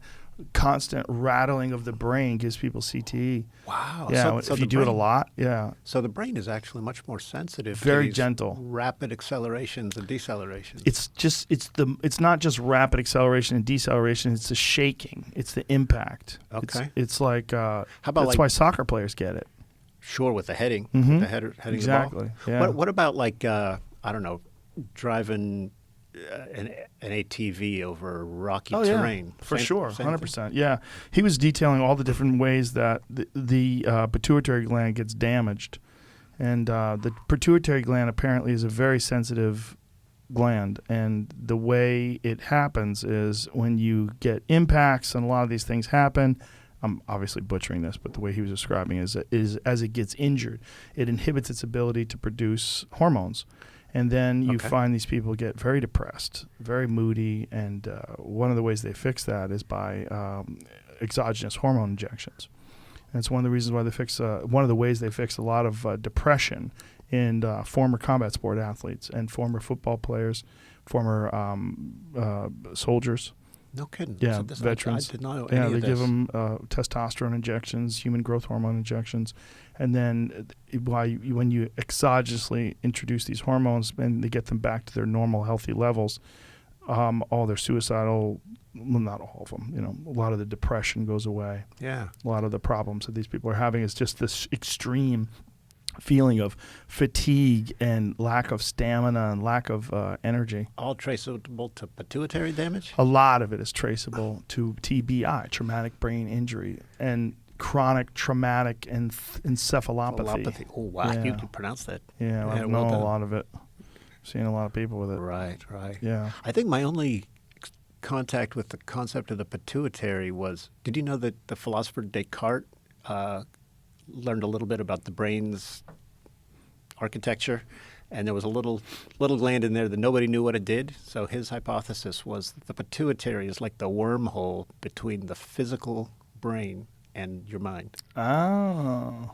Isn't it weird when you think about these ancient theories that they had about how things worked and why they worked? It is. And sometimes we philosophers dwell too long There on it it. is. The pineal gland. Oh, I got it Okay. wrong. Thank you, fact checker. Well, I was gonna bring that up next because the pineal gland is they believe that in ancient Egypt, you know that what is that? Is it Horus? Is that what it is? He was a The poet or imagery? Yeah, but there is a compare Horus to the pineal gland. Yeah.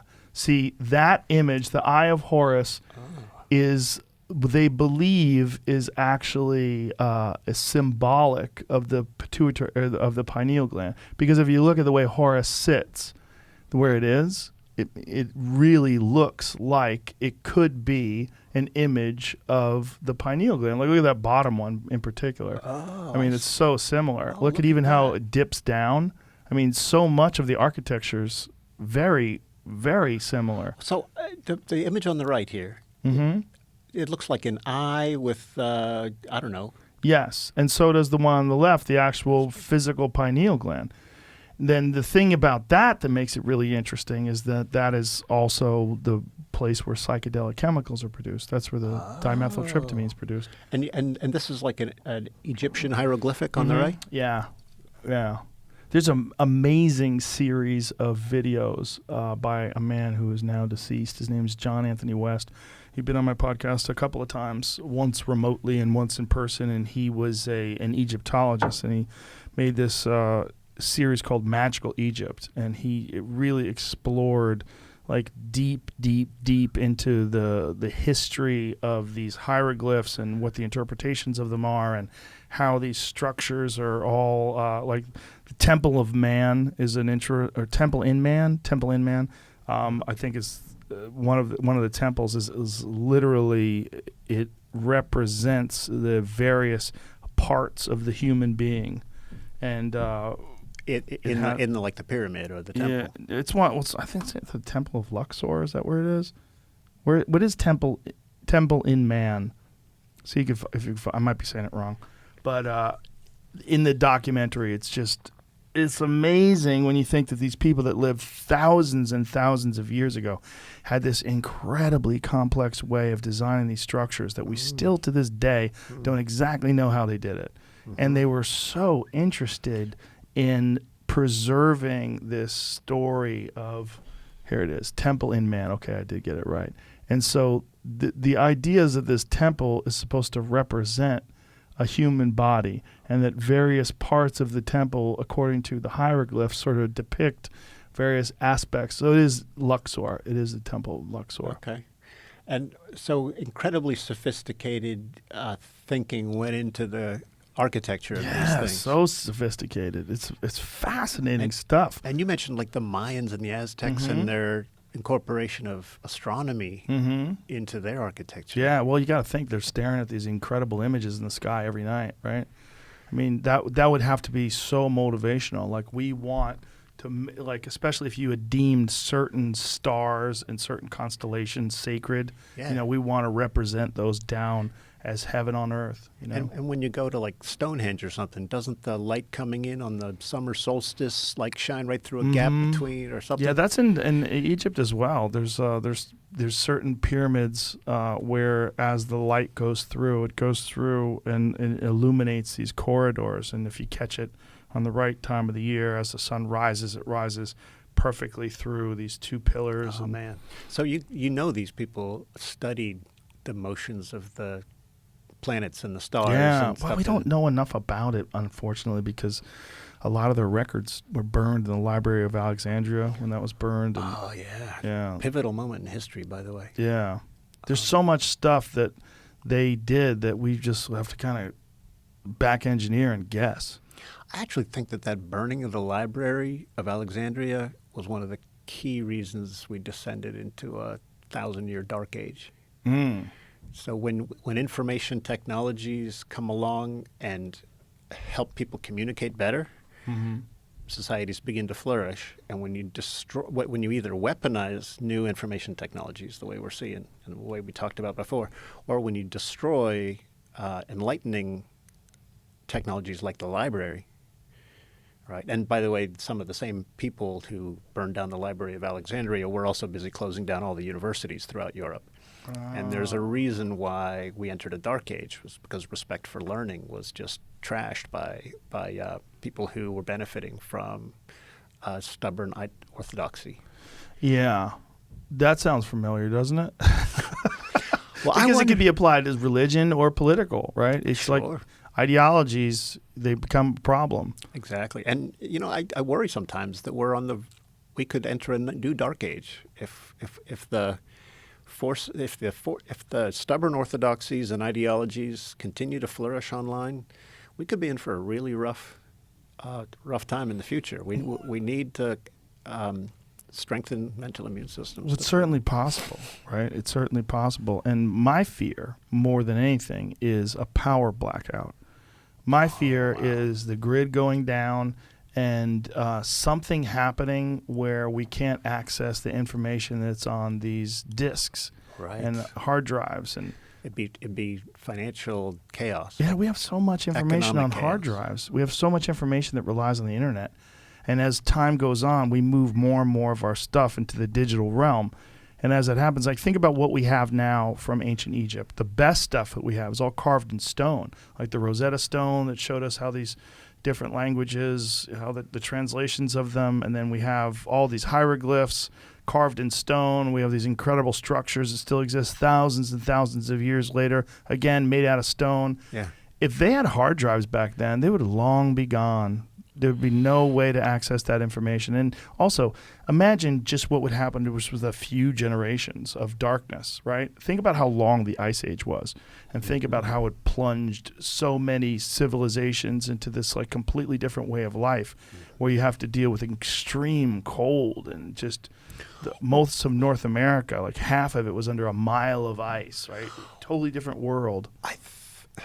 As I understand, the last ice age was about 15,000 years ago. I think it's a little less. A little less than that? I think it was a little less. Yeah, I think it ended around 12,000, somewhere around. Okay, but most of the civilizations we talk about have happened since that last ice age. Yeah, they think. But there's another theory. It's the Younger Dryas impact theory. And this is Graham Hancock and Randall Carlson, rather. Graham Hancock, Randall Carlson, and a few other people, including Dr. Robert Schoch from Boston University. He's a geologist. Mm-hmm. They are entertaining this idea that there was some sort of an impact somewhere in the neighborhood of 11,000, 12,000 years ago that ended the Ice Age, and that these impacts that hit particularly in North America and throughout Europe, they've left behind core. When they do core samples, you can find this. I think it's called tritonite. It's nuclear glass, and the nuclear glass you find it at test sites, like where they do detonate nuclear bombs, Los Alamos or something. right? Or you find it where asteroids have impacted. And that they find this stuff all throughout the core samples in that range of like 11,000, 12,000 years. So just as a meteor impact wiped out the dinosaurs, a meteor impact helped to bring about the warming that ended the last ice age? Yes, that's what the theory is. And as this theory is being more and more widely accepted, it was really dismissed just a few years ago, just a decade or two ago. But now it's widely being, because of the core samples in particular, because they find this nuclear glass. Ain't science amazing? It's amazing. It's amazing stuff. It's awesome. So the speculation about Egypt in particular is that there was more than one era of this construction, and that perhaps there was a reset. Oh, some older civilizations that we're only beginning to learn about. So yeah, that's the idea. And one of the more compelling theories is based on the water erosion around the Great Sphinx, because the Sphinx around the Great Pyramid has the temple of the Sphinx has these deep fissures around it that seem to indicate thousands of years of rainfall. The problem with that is the last time there was rainfall in the Nile Valley was 9,000 BC. So that predates the supposed construction of the pyramids by 7,000 years. You just blew my mind. Yeah, it's pretty heavy shit. You should pull up images of the water erosion evidence around the Sphinx. And the thing about this is Robert Schoch is, he's a real geologist from Boston University, and it's a very controversial idea. And it's much more accepted now because of Gobekli Tepe, because Gobekli Tepe, which was discovered in Turkey, was more than 12,000 years old. Okay. This has been proven by carbon dating because of the surrounding area. It was covered up somewhere intentionally around 12,000 years old. And so it used to be, the thought was, where are these ancient structures from 12,000 years ago that would indicate that it would be possible for a civilization from that time period to create something so magnificent? Well, now they have this. This guy's theory helps to explain This, it. well, not this theory.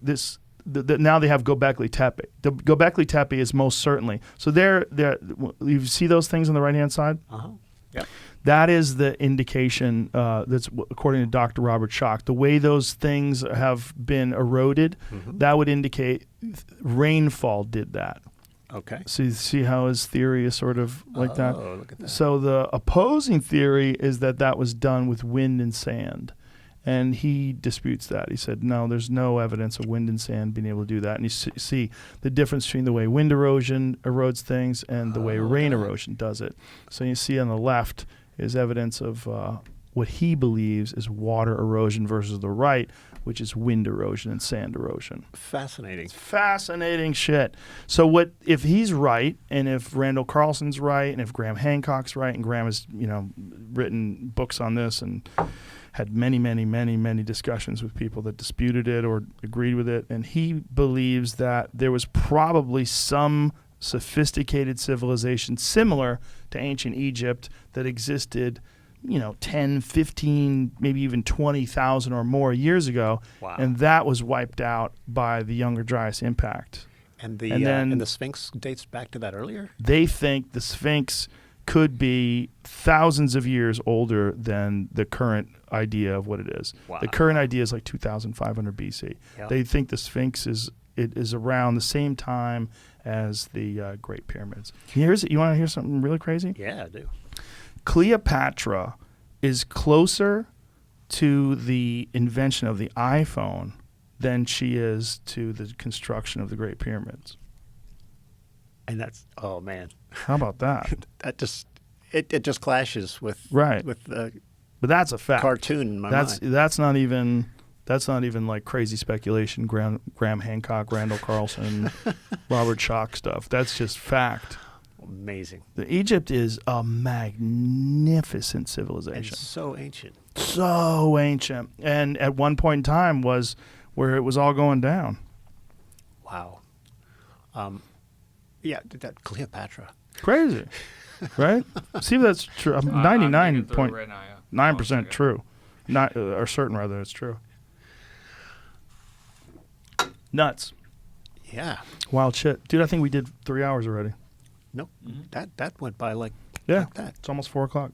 Is that true with the Cleopatra shit? I'm looking through like one of those Quora things where someone asked that, and then someone else has come through and is giving them all the evidence. I'm trying to find the year where it says Cleopatra did, but it does say that is a fact. But Yeah, pretty sure it's a fact. Cleopatra lived closer to the creation of the iPhone than she did to the building of the Great Pyramid. Is this true, and how? Everyone has already explained that Cleopatra did in fact live closer to the iPhone launch than the building of the pyramids. The question remains how. We typically associate both Cleopatra and the pyramids with the height of ancient Egypt, but both of these are false. Oh, the Egyptian empire went through 3 stages where civilization thrived and then fell, and then thrived and then fell, and so on. The first was the Old Kingdom, which is 2686 BC. Yeah, as I was trying to either dig way. through it, didn't say what year. Either way, exactly it's true. Cleopatra, but here you go. Wow. This is the Egypt that built the Great Pyramids. So Egypt is far older than we think. And then if you add in Robert Schoch's theory about the construction of the Sphinx, he is theorizing that it is at least, so it would be thousands of years of rainfall. The last time there was rainfall in the Nile Valley, the climate was very different, somewhere around 9,000 BC, which is 7,000 years older. And you have to think, well, it's got thousands of years of rainfall on top of that. So now you're like at 10,000 BC or something, or 7,000, Just to 7,000 and account 9,000 to, it's like 9,000 BC, which is 7,000 years earlier than they thought. But if there's thousands of years of rainfall that would have caused that erosion, if that's true, then you've got, who knows how many thousand BC, 10,000 BC, 12,000 BC, And who there's knows? so much. So, recorded history is what, 2,000, 3,000 years old? Pretty young. I mean, if you count hieroglyphics, it goes cuneiform back. is like, what is that, 6,000 years old? I think don't that's know. Mesopotamia, Babylon. Right. Now, phonetic Sumer. alphabets are like 2,000, 2,500 years old. It's all nuts. Much younger. And Wow. But the way in which archaeologists and stuff are opening our eyes to the deep past is just fascinating. It's amazing. And what's really crazy is that's not that long ago. That's what's really crazy. I mean, phonetic languages several thousand years ago. Several thousand years is nothing. Yeah. You know? Well, let's see. We supposedly diverged from our common ancestor with the chimpanzees about 7 million years ago. And Homo sapiens, as opposed to some of the other Homo species that have since died out, just emerged, in the last 200,000, maybe possibly 400,000 years? It's nothing. Yeah. It's crazy. This is what I used to have this bit about the creation of the United States. People think it was a long time ago, 1776, so long ago. Like, people live to be 100 years old, right? That's 3 people ago. Wow. Actually, I think I misspoke a minute ago. The Homo sapiens emerged closer to 70,000 years ago. It's Homo heidelbergensis and some others that go back to that's even crazier. Yeah. So I mentioned Socrates a few times. 2,400 years ago, that's almost exactly 100 generations. Yeah. I mean, it only took 100 generations to go back to basically the beginning of my discipline, philosophy, as we understand it in the West. Just 100 generations. That's it. Nuts. That's so recent. And it's all hurtling by faster Yeah. and faster. And then think about how much the world has changed within our... How old are you?